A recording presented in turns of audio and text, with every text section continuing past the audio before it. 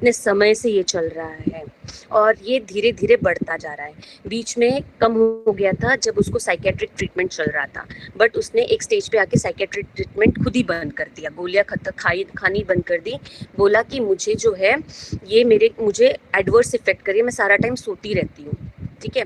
और homeopathic treatment भी दिया गया उसको उसके बाद बनारस से, तो पता चला बच्ची ने वो भी बंद कर दी, बोल के कि ये दवाई मुझे काम कर देती है। सुनिएगा इसे, ये मुझे काम डाउन कर देती है और ऐसे और मेरे रिफ्लेक्सेस स्लो हो जाते हैं, और ऐसे में अगर मेरा दुश्मन सामने आएगा तो मैं कैसे रिएक्ट करूंगी, इसलिए उसने वो दवाई अभी बंद कर दी।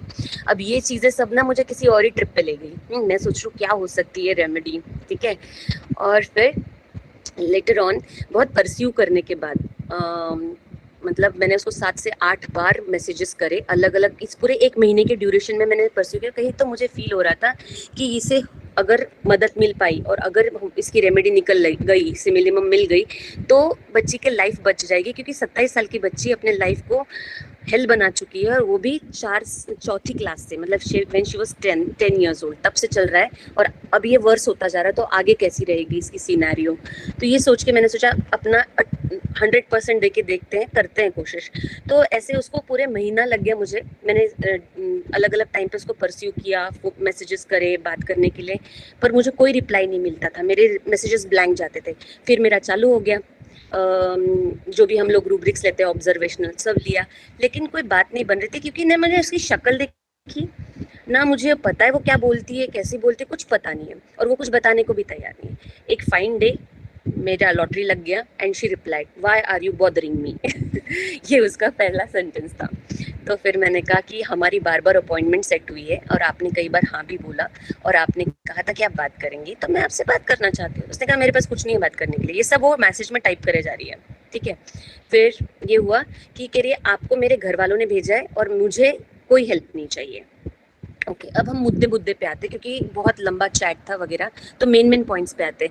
तो बहुत चीज़ों के बाद मुझे ग्रेजुअली पता चला बहुत अब्यूजिव थी बच्ची, लिटरली।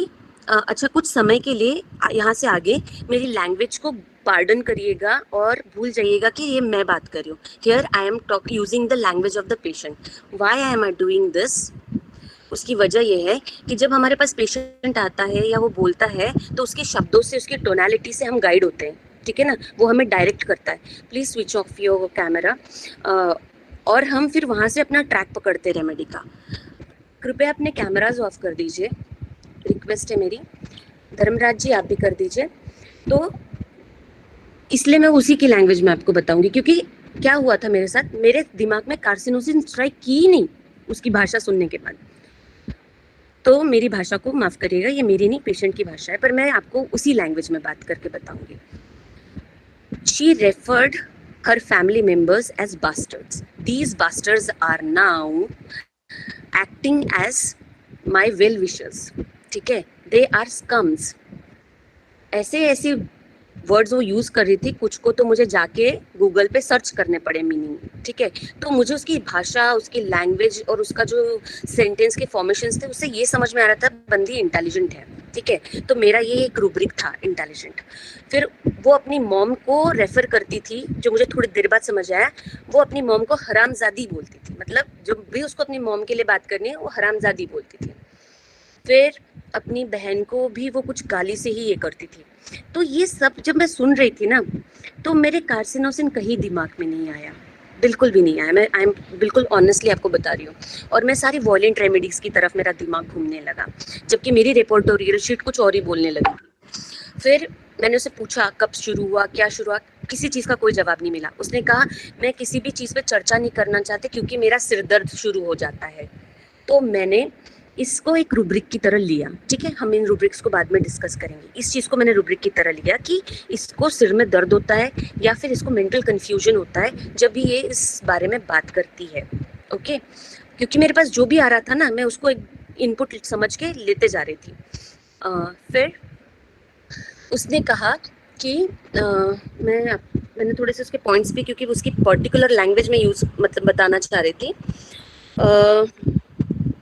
हाँ, उसने मुझे बोला कि ये मेरी सिंपलेस्ट बाउंड्रीज को रिस्पेक्ट नहीं कर सकते, ठीक है। They gang up on me for simplest things which I say to them, but they never know what is going wrong. Okay, this was very important. I actually underlined that, मतलब highlighted that chat, that कि but they never know what's wrong. Okay, और उसने मुझे बोला कि मेरी पूरी जिंदगी निकल गई इनको समझाने में कि क्या गलत हो रहा है, लेकिन मुझे बाद में समझ में आया कि मेरी फैमिली ही मेरी प्रॉब्लम है. ठीक है, ये भी एक इम्पोर्टेंट इनपुट था. ठीक है, तो शी सेड कि मेरी बड़ी मिस्टेक थी. तो यहाँ पे आपको ना मार्टेयर का, शहीदों वाला फीलिंग आ जाएगा कि पूरी जिंदगी इसने ये कोशिश करी, पर वो बहुत इंपॉर्टेंट है ये रुब्रिका कि वो नहीं, मतलब वो घर वालों को समझाती रही लेकिन घर वाले समझे ही नहीं, और उसको बाद में एंड ऑफ द टाइम पे मतलब अब उसको रियलाइज हो रहा है कि अरे मेरी प्रॉब्लम कोई और नहीं, मेरी फैमिली ही मेरी प्रॉब्लम है. ओके, ये इसका जो घर वालों के साथ बिहेवियर था ना कहीं मुझे नाइट्रम सिलिकेटा की तरफ भी लेके गया. हाँ, मैं बस बता रही हूँ जो मेरे दिमाग में एट द टाइम चल रहा था. मैंने उससे पूछा हम कॉल पे बात कर सकते, तो उसने मुझे क्या जवाब दिया, नहीं, मैं नम हो गई हूँ, मेरी फैमिली ने मुझे ऐसा बना दिया है, एंड मुझे मेरा गुस्सा तक दिखाने की, मतलब when I am not allowed to show my anger. Okay, मैंने इसे भी हाईलाइट किया. क्यों किया मैं बाद में बताती हूँ. क्योंकि गुस्से में आके बर्तन तोड़ रही है, चीजें तोड़ रही है, और यहाँ क्या बोल रही है, मैं अपना गुस्सा दिखाना अलाउड नहीं है मुझे, या मैं दिखा भी, अलाउड से भी ज्यादा उसके टोनल, मतलब उसके जो लाइन थी ना उसमें ये पता चल रहा था कि उसको इस बात का बुरा लग रहा है कि मैं अपना गुस्सा दिखा भी नहीं पा रही हूँ. ये लोग मुझे गुस्सा दिला रहे और मुझे एक्सप्रेस करने भी नहीं दे रहे, जबकि वो प्रैक्टिकली चीजें तोड़ रही है, फोड़ रही है. तो it was important for me. ठीक है, मैंने उससे पूछा मिलोगे मुझसे, तो मुझे नहीं मालूम. This was her answer. I may just cry. Kumar Nagendra ji, please switch off your video, that's a humble request from my side. ठीक है, उसने कहा मेरी बहन जो है बोलती है तुम विक्टिम कार्ड खेलती हो. यहाँ पे भी ध्यान दीजिएगा, मेरी बहन कहती है कि तुम विक्टिम कार्ड खेलती हो, तुम नौटंकी करती हो. जब वो ये बोल रही थी ना, तो वो होता है ना, हमें क्या फील हुआ, हर पेशेंट एक एनर्जी लेके आता है. तो जब मैंने सेंटेंस पढ़ा ना, वो नौटंकी, विक्टिम कार्ड, मुझे ऐसा फील हुआ जैसे ये वर्ड ज्यादा हर्ट नहीं कर रहे इसको, ये वर्ड कहाँ से आ रहे हैं वो हर्ट कर रहा है, ऐसा मेरा परसेप्शन रहा.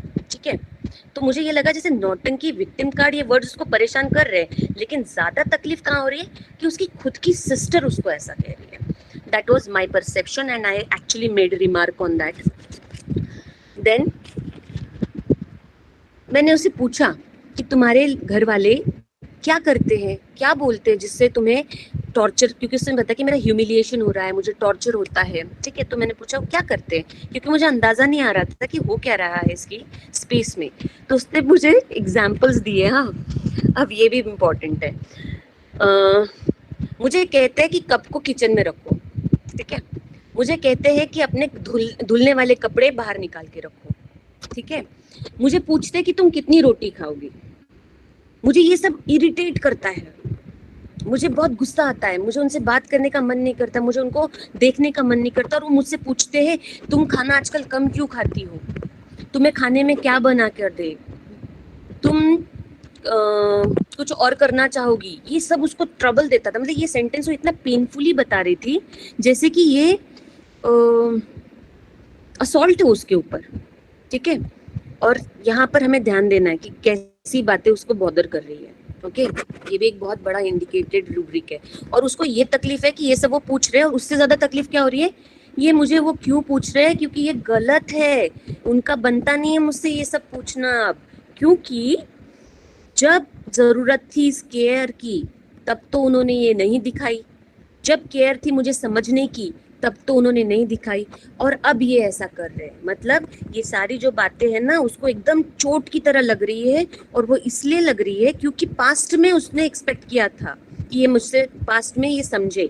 या जरूरी नहीं कि ये सेंटेंसेस बोले, मतलब she feels that she is been neglected in the past, she was not considered in the past, and she was not understood or misunderstood by them. Okay, and that's why that वो क्या बोलते हैं, वो दर्द ना तब से carry कर रही है वो. ठीक है, तब से कैरी कर रही है, और वो अब तक उसका घाव साफ ताजा है बिल्कुल, कि उसको ये सारी चीजें वो चीज याद करा रही है कि अब क्यों कर रहे हैं. ओके, मेरा आवाज क्लियर है, मैं जो बोल रही हूँ वो क्लियर है, तो प्लीज मुझे रिस्पॉन्स दीजिए. यस मैम, क्लियर है आपकी वॉइस. ओके, अब तक आपको ये ठीक चल रहा है, लग रहा है, are you enjoying it, are you like मतलब फ्रूटफुल लग रहा है तो हम इसी तरह कंटिन्यू करें, नहीं तो हम प्लान चेंज कर सकते हैं। Yes okay then, okay. अब मुझे उसने क्या बताया कि मैं उनके साथ रह नहीं सकती, मैं उनको बर्दाश्त नहीं कर सकती, मैं इससे मौत प्रेफर करती हूँ। ठीक है, मतलब इन लोगों को जवाब देना कि मैं कितनी रोटी खाऊंगी, इससे ज्यादा मुझे बेहतर लगता है कि मैं मर जाऊं। Look at the intensity. Okay, तो कह रहे जब मुझसे ये बर्दाश्त नहीं हो रहा है तो मैंने फैसला किया कि मैं घर छोड़ के दूसरी जगह रहूंगी। बिकॉज इंडिपेंडेंट है बंदी, अच्छी खासी सैलरी ड्रॉ कर रही है, हाई कोर्ट पे जॉब पे है, इंटेलिजेंट है। लेकिन अब देखो कितनी खूबसूरत चीज बोली उसने, लेकिन ये लोग मुझे परमिट नहीं करते। अब बताओ, परमिट नहीं करते। यहाँ पे वो कंसर्न बनी हुई है पूरी फैमिली का।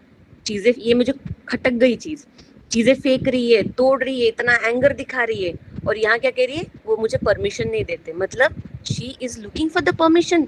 और क्या इसका मतलब ये है कि उनकी परमिशन इसके लिए मायने रखती है ना? थोड़ा मुझे मैच नहीं हुआ, जो पिक्चर में उसकी बना रही थी उसके साथ ये चीज नहीं गई, तो मैंने इसे भी नोट किया। फैमिली मुझे अब्यूज करती है। ठीक है, उसने मुझे कहा my mother slanders me. Is it fine to slander your own daughter? तो स्लैंडर में, इस सेंटेंस में भी स्लैंडर से तकलीफ है, लेकिन वो स्लैंडर माँ की तरफ से आ रहा है, प्रॉब्लम।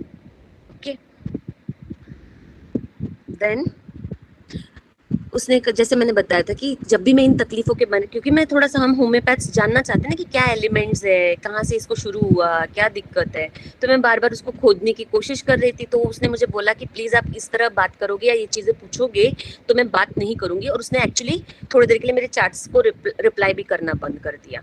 और उसके बाद मैंने बोला क्या हुआ, डिड आई ऑफेंड यू? तो उसने कहा मेरा सिर दर्द चालू हो गया, मैं जब भी इन सब चीजों के बारे में बात करती हूँ मेरा सिर दर्द चालू हो जाता है, और मुझे पुराना कुछ नहीं पता, जबकि पूरा का पूरा फ्रेश उसके दिमाग में चल रहा है। हर्ट मतलब क्या है यहाँ पे, उसको एलिमेंट्स फ्रॉम नहीं याद आ रहा है, कहाँ से शुरू हुआ ये नहीं याद आ रहा है। उस पॉइंट पे बता रही हूँ मैं, जब मैं उससे पूछ रही थी, लेकिन उसको वो हर्ट फ्रेश है। यहाँ समझिए आप, छोटी छोटी बात से इतना फ्रेश है कि हर बात उसको वो याद दिलाती कि इन्होंने मुझे नहीं समझा, इन्होंने मुझे तकलीफ, इनकी वजह से मैं आज इस हालत में हूँ। ये सब उसको फ्रेश है, हर मोमेंट फ्रेश है, लेकिन ये कहाँ से शुरू हुआ वो उसको याद नहीं। ये भी एक पॉइंट है याद करने का। और जैसे वो याद करने की कोशिश करती है उसको सिर में दर्द होता है। ठीक है, और जैसे कि मैंने बताया, she was referring her family with abusive languages. Okay, and then okay, there were many things, I just try to narrate. उसकी ये वॉयलेंट लैंग्वेज, ये उसका वॉयलेंट बिहेवियर, और इतना लेवल का एंगर, इरिटेशन, मुझे ना पूरी तरह से दूसरे डायरेक्शन में ले जा रही थी। और मेरा, जब मैंने मुझे जो मिल रहा था उससे मैंने चार्ट बनाया, तो मेरा ना प्रोमिनेंटली नाइट्रोम्यूर आ रहा था और ट्यूबरकुलिनम आ रहा था। तो मैंने क्या किया, मैंने डिसाइड किया कि मैं, मतलब ये मेरा अपना डिसीजन था, मैंने इस केस को ट्यूबरकुलिनम के साथ खोलने का, मतलब एक व्हाट यू से, ट्यूबरकुलिनम के साथ खोलने का फैसला लिया कि I will open this case with tuberculinum, चाहे भले सिमिलिम मेरा ट्यूबरकुलिनम ना भी हो, but I will go with it. क्योंकि जिस लेवल का थ्रोइंग थिंग्स था, एंगर था, तो मुझे लगा मैं इसके साथ शुरुआत करूंगी। अब हमारे पास चैलेंज ये था कि हमें उसको दवाई, मैं उसको एक होम्योपैथ की तरह इंट्रोड्यूस नहीं की गई थी, मैं एक काउंसलर की तरह इंट्रोड्यूस करी गई थी, तो मैं उसको दवाई भी नहीं दे सकती थी। तो वी हैड मेनी चैलेंजेस आगे, जो कि इस केस को हम मायने रखती है, पर अभी हम उसको डिस्कस नहीं करेंगे। ठीक है, और एक चीज़ मैंने बहुत अच्छे से नोट करी, जो उसने मुझे बताया कि मतलब ये चैट जो है पूरे 1 महीने का है पूरा। 1 महीना लगा मुझे, अगला 1 महीना तो फॉलो करने में लग गया, और अगला 1 महीना हम लोग बातें किए। कभी जैसे आज मैंने मैसेज डाला तो उसने मुझे 3-4 दिन रिप्लाई नहीं किया, फिर किया तो बैक टू बैक उसने मुझे 100-200 मैसेजेस कर दिए, मतलब रिप्लाई करे, उसके बाद वो गायब हो गई, तो वो हफ्ते 1.5 हफ्ते गायब ही रही। तो इस तरह कुल मिला के महीने 1.5 महीने का ये सब मटेरियल है जो मैं प्रोवाइड कर रही हूँ। तो इस बीच एक इंसिडेंस हुआ जब वो अपनी बहन के यहाँ रहने आ गई थी, मतलब वो एक्चुअली घर छोड़ के निकल गई थी इस बीच, और वो रेलवे स्टेशन पे जाके बैठ गई थी। उसकी बहन मैरिड है और वो एक रूम करके रहती है, क्योंकि वो भी वहाँ जॉब कर रही है, तो वो कानपुर में मैरिड है, तो वो वहाँ नहीं रहती, वो अपने नेटिव प्लेस पे ही जॉब, मतलब वहाँ उसका ट्रांसफर है, तो वहीं रह रही है, तो वो रूम करके रह रही है। तो अब मम्मी पापा और किसी से तो बात नहीं करती, ना बहन की बात मानती, तो क्या किया इस लड़की ने, अपने हस्बैंड को लेके गई कि आप ही बात करो, इसको घर लेके चलो। कुल मिला के उसको घर ले आए जैसे तैसे। ठीक है, वो आ गई घर पे, इनके घर 7 दिन रही। उसी बीच हमने उसको दवाई दी खाने में मिलाकर, ठीक है, तो हमने उसको ट्यूबरक्लिनम दिया। अब एक चीज है, इस घर में जब वो 7 दिन रह रही थी ना, ये बीच में अपने कॉलोनी में गई जहाँ इसका घर है प्रॉपर मम्मी पापा वाला, और वहाँ कहाँ गई, बगल के आंटी के घर गई, क्योंकि उन्होंने इसको इनवाइट किया था कभी तो भी, और वहाँ गई, वहाँ मिलकर आई। और उस time she was on like again chatting with me and अचानक से स्पीकर ऑन, सॉरी, मैंने उससे पूछा कॉल करेंगे, तो बहुत बात हुई, तो अचानक मुझे किसी के रोने की आवाज आई और तुरंत उसने फोन काट दिया। फिर बाद में उसने 2 दिन बाद मुझे पूछने पे बताया कि मेरी मॉम मुझे रास्ते में मिल गई थी और वो रो रही थी। और जिस तरह से उसकी माँ रो रही थी ना, मुझे फील नहीं हुआ कि पेरेंट्स ना मतलब इस तरह के बुरे इंसान है, ठीक है, जिस तरह से वो मुझे बता रही थी, नहीं लगा मुझे ऑनेस्टली। और अभी मेरा उनके घर में किसी से बातचीत नहीं हुआ था एक्सेप्ट फॉर हर बहन, जिसको भी नहीं पता था कि इसके मेन कारण क्या है, इसको कहाँ से शुरुआत हुआ, क्यों हुआ, क्योंकि उन दोनों में हार्डली 2.5 साल नहीं, सॉरी 4 साल का डिफरेंस है। तो वो भी एक तरह से छोटी थी, तो कह रही मुझे भी ज्यादा कुछ नहीं पता, बस मुझे ये पता है कि अचानक से पापा ने एक दिन इसकी ट्रीटमेंट चालू कर दी थी। तो प्रॉब्लम ये हुआ, यहाँ मैंने ये चीज नोट करी, जैसे मैं अपने आप को भी इंक्लूड करी उसमें, इसको फैमिली मेंबर से बात करने में दिक्कत है, उनसे ये छोटी छोटी बात पे भी रिप्लाई करना नहीं चाह रही, लेकिन ये स्ट्रेंजर से बात कर रही है। She is telling me also, उसने मुझे देखा नहीं, कुछ नहीं कुछ नहीं, स्टिल मेरे साथ बात कर रही है। उसके बाद ये पड़ोसी के घर जा रही है, वहां पे मिलकर आ रही है, ठीक है। मैंने उससे पूछा तुम कितने देर से बाहर हो वहां पर, तो पता चला 1.5 घंटे से। मतलब इसको स्ट्रेंजर से कोई प्रॉब्लम नहीं है, ये भी मैंने मतलब इसको यूटिलाइज किया इस सिम्टम को, ठीक है। और ये हमारे पास रूब्रिक के तौर पे मौजूद है कार्सिनोसिन में, जिसको हम अगले पार्ट में मतलब डिस्कस करेंगे। तो this was also a point noted by me, ठीक है। और उसने जैसे कि मुझे बताया कि मेरी प्रॉब्लम मेरी फैमिली ही है ना। ओके, जैसे हम पूछते हैं तुम्हारी हॉबीज क्या है वगैरह वगैरह, तो उसने मुझे बताया कि वो कभी उसकी बहन से मुझे पता चल चुका था इस बारे में, मैं साथ में उसके भी कांटेक्ट में थी। इसकी हॉबीज में मुझे पता चला कि बचपन में ये अकेली अकेली खेलती थी, पर ये ना पत्तियां जमा करके लाएगी, अलग अलग, उनको कलेक्ट करेगी, स्टैम्प कलेक्ट करेगी। फिर उसके बाद इसके पास रॉक्स का कलेक्शन था, सिक्कों का कलेक्शन था, मैच बॉक्सेस का कलेक्शन था। और उसने, उसकी बहन ने क्या बोला, इसका हर कलेक्शन आउटस्टैंडिंग था। मैंने उससे पूछा क्या मुझे पिक्चर्स मिलेंगी, तो उसने कहा नहीं, इसने हर चीज अपनी लॉक करके रखी है अलमारी में, ठीक है। यहाँ पे मैंने ना सिक्रेटिव वगैरह लिया था, लेकिन और कलेक्शन का शौक है तो इसको भी मैंने कंसिडर करा था।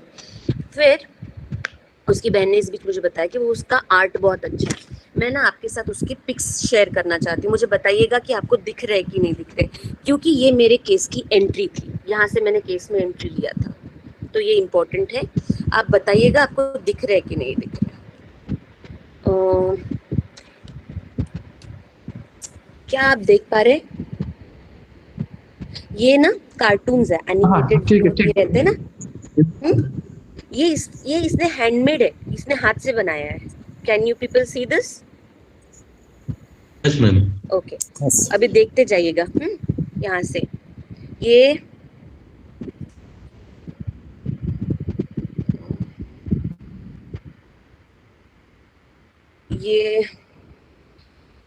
ये ब्लैक एंड व्हाइट है, पेंसिल आर्ट बनाया है, पर इसने इसमें टाइगर श्रॉफ को बनाया है, ठीक है।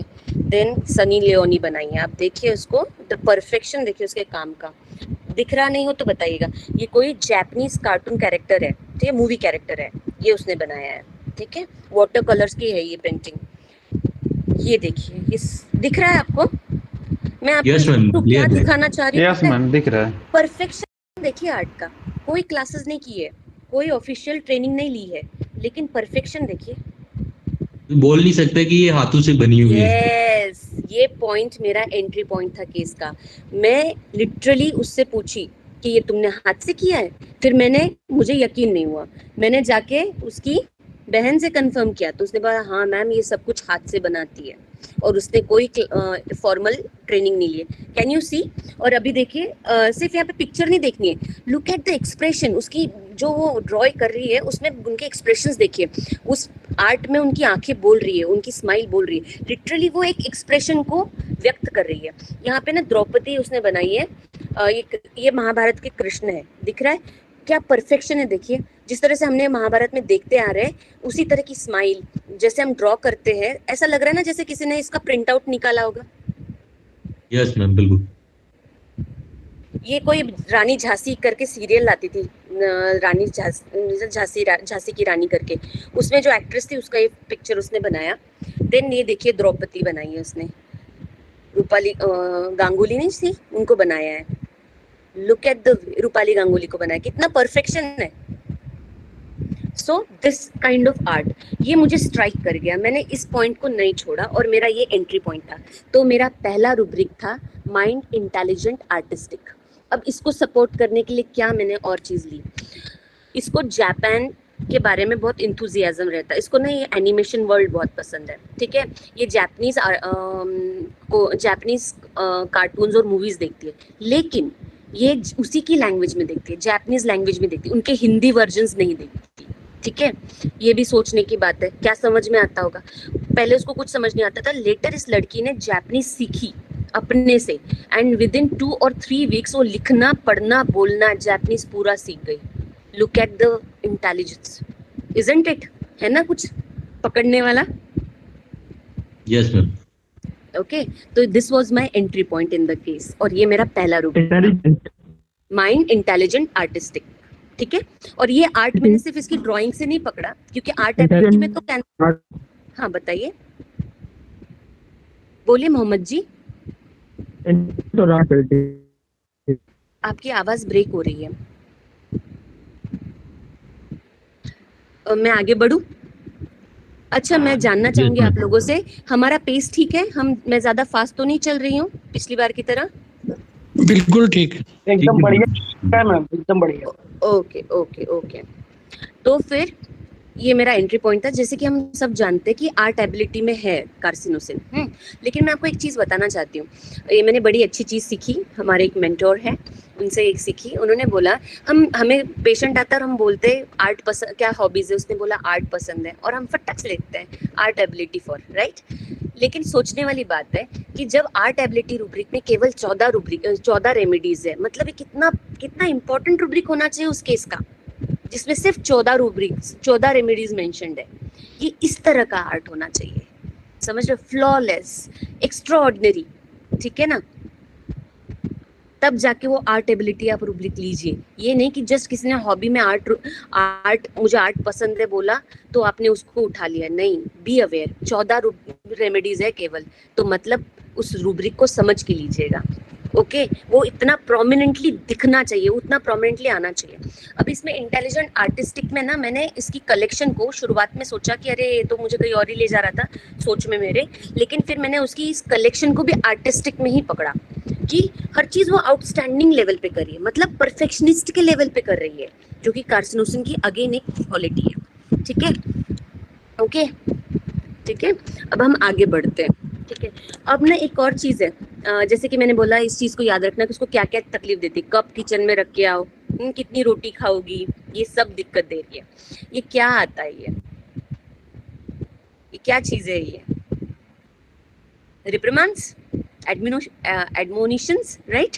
कुछ भी आप बस प्यार से बोलो, कोई अच्छी बात भी बोलो तो भी आपको तकलीफ हो जा रही है यहाँ पर, ठीक है। और मैंने इसको पकड़ा, जबकि दोनों हमें कार्सिनोसिन में मिलता है, लेकिन मैंने इसमें रूब्रिक लिया क्योंकि उसने क्या बोला, मुझे इन चीज़ों से तकलीफ होती है, इसलिए तकलीफ होती है क्योंकि ये गलत है, क्योंकि इन्होंने तब नहीं दिखाया अब दिखा रहे। तो मेरा रूब्रिक था consciences trifles about, okay. Am I clear till now? Yes ma'am. Okay, इसमें सिंगल कार्सिनोसिन है। रिपीट प्लीज, रूब्रिक रिपीट करिए। मेरा रूब्रिक है mind, okay, consciences trifles about. उसने मुझे क्या, और उसमें उसने क्या बोला, मैंने कंसाइंसेस ही लिया यहाँ पे क्योंकि उसने बोला ये गलत है, ठीक है, ओके। तो आई टुक दैट रूब्रिक, तो कार्सिनोसिन वहां मेरी क्लियर, मतलब आ रही थी रूब्रिक रेमेडी, ओके। अब मैं आपको सीधा, बहुत लंबी केस है, हम सीधा इस पे जंप मारते कि मैंने कहाँ पे। तो जैसे कि मैंने बताया कि मेरा पहला रूब्रिक था माइंड इंटेलिजेंट आर्टिस्टिक, दूसरा था consciences trifles about, okay. Then मैंने अच्छा, एक बहुत अच्छी चीज़ इसके साथ हुई थी। मैंने जैसे बताया कि मैंने जब इससे पूछा कि कब शुरू हुआ, कैसे शुरू हुआ, ये सीधा हेडेक हो रहा है बोल के रख देती थी। तो ये भी मैंने रूब्रिक रेट्रो में लिया था। और कंफ्यूज्ड मेंटल एक रूब्रिक है, मुझे एग्जैक्टली याद नहीं आ रहा है पर मैं बता दूंगी आपको। और इसमें ये था, फिर मुझे लगा ये क्रैक कैसे करूँ मैं इसको, मुझे पता होना चाहिए क्योंकि इतनी सारी चीज़ें आ रही थी और मैं श्योर होना चाहती थी रेमेडी प्रिस्क्राइब करने से पहले। तो मैंने एक तरीका आजमाया, ऑफ द ट्रैक जाके मैंने इससे बोला तुमको जो जो लोगों पे गुस्सा रहा है, क्योंकि मैं तो उसके लिए काउंसलर थी ना, तो I made use of that thing. मैंने कहा तुम्हें लेटर लिखना है, जो जो लोगों पे तुम्हें गुस्सा है उनके लिए तुम्हें लेटर लिखना है, ठीक है। तो उसने माँ के लिए लेटर लिखा, पापा के लिए लिखा, भाई के लिए लिखा, बहन के लिए लिखा, और ये लेटर लिखने से पहले उसने एक लेटर मुझे लिख दिया लिखने बैठी तो, ठीक है। उस लेटर से मुझे कमाल की चीज पता चली। लिखते लिखते लिखते मैंने लिखने का सहारा इसलिए लिया क्योंकि लिखना ना हमें ग्रेजुअली सबकॉन्शियस माइंड में ले जाता है, एंट्री कराता है। ये मेरा अपना एक्सपीरियंस है, ठीक है। क्योंकि क्या होता है, हम आउटर वर्ल्ड में सरफेस लेवल पे करते करते हम बहुत सारी चीजें भूल जाते हैं, लेकिन हमारा सबकॉन्शियस माइंड कुछ नहीं भूलता। उसके पास सारे मैप्स होते हैं, और एक्चुअली जो मैप्स को हम फॉलो कर रहे हैं वो मैप्स तो वो वैसे भी नहीं भूल सकता। तो क्या करता है, जब हम लिखना चालू करते हैं, आप लिख के देखो, आजकल हमने लिखना बंद कर दिया है, लिख के शुरू करो। एक बहुत अच्छी प्रैक्टिस है, ये एडिशनल पॉइंट समझ लो। क्या बोलते हैं, अगर हमें अपना माइंड फोकस रखना है और अगर हमें अपने माइंड को शार्प करना है या फिर कह लीजिए 10x प्रोडक्टिविटी पे लाना है, तो मुझे एक तरीका बहुत अच्छा लगता है। I always keep a note pad और पेपर और अ डायरी, और अगर मेरे पास कुछ नहीं है ना तो देन आखिरी ऑप्शन इज माई मोबाइल, पर I prefer pen and paper.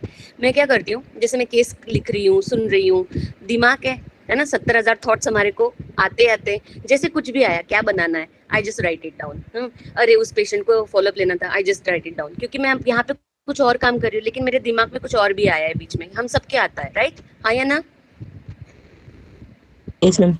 आता है ना, तो मैं उसको साइड में लिखती चली जाती हूँ। उससे क्या होता है पता है, उससे ये होता है, जब मैंने उसको लिख लिया, मतलब मैंने उसको रजिस्टर कर लिया, अब मेरे ब्रेन को पता है कि इसने रजिस्टर कर लिया। अब मेरा ब्रेन क्या करता है, मुझे वापस नहीं बताता, वो थॉट वापस नहीं आता थोड़ा, क्योंकि आपने देखा होगा, आप कोई चीज जो आधी रह जाती है, कोई काम अधूरा रह जाता है, आपको बार बार आप कोई भी काम करो, उसमें आपको बीच बीच में रिमाइंडर की तरह आता रहता है, फोन के रिमाइंडर की तरह, ये रह गया है, ये करना है, ये जाना है, ये होना है। आता है कि नहीं आता है? आता है। तो इस तरीके से मैं क्या करती हूँ, उसको साइड में निकाल लेती हूँ, और उस मेरे ब्रेन को एक मैसेज चला जाता है कि थिंग्स आर रजिस्टर्ड, या इसको पता चल गया है, तो मुझे वापस रिमाइंडर्स कम कर देता है, ठीक है। इस तरीके से मैं थोड़ा सा और फोकस्ड हो जाती हूँ जहाँ मैं हूँ।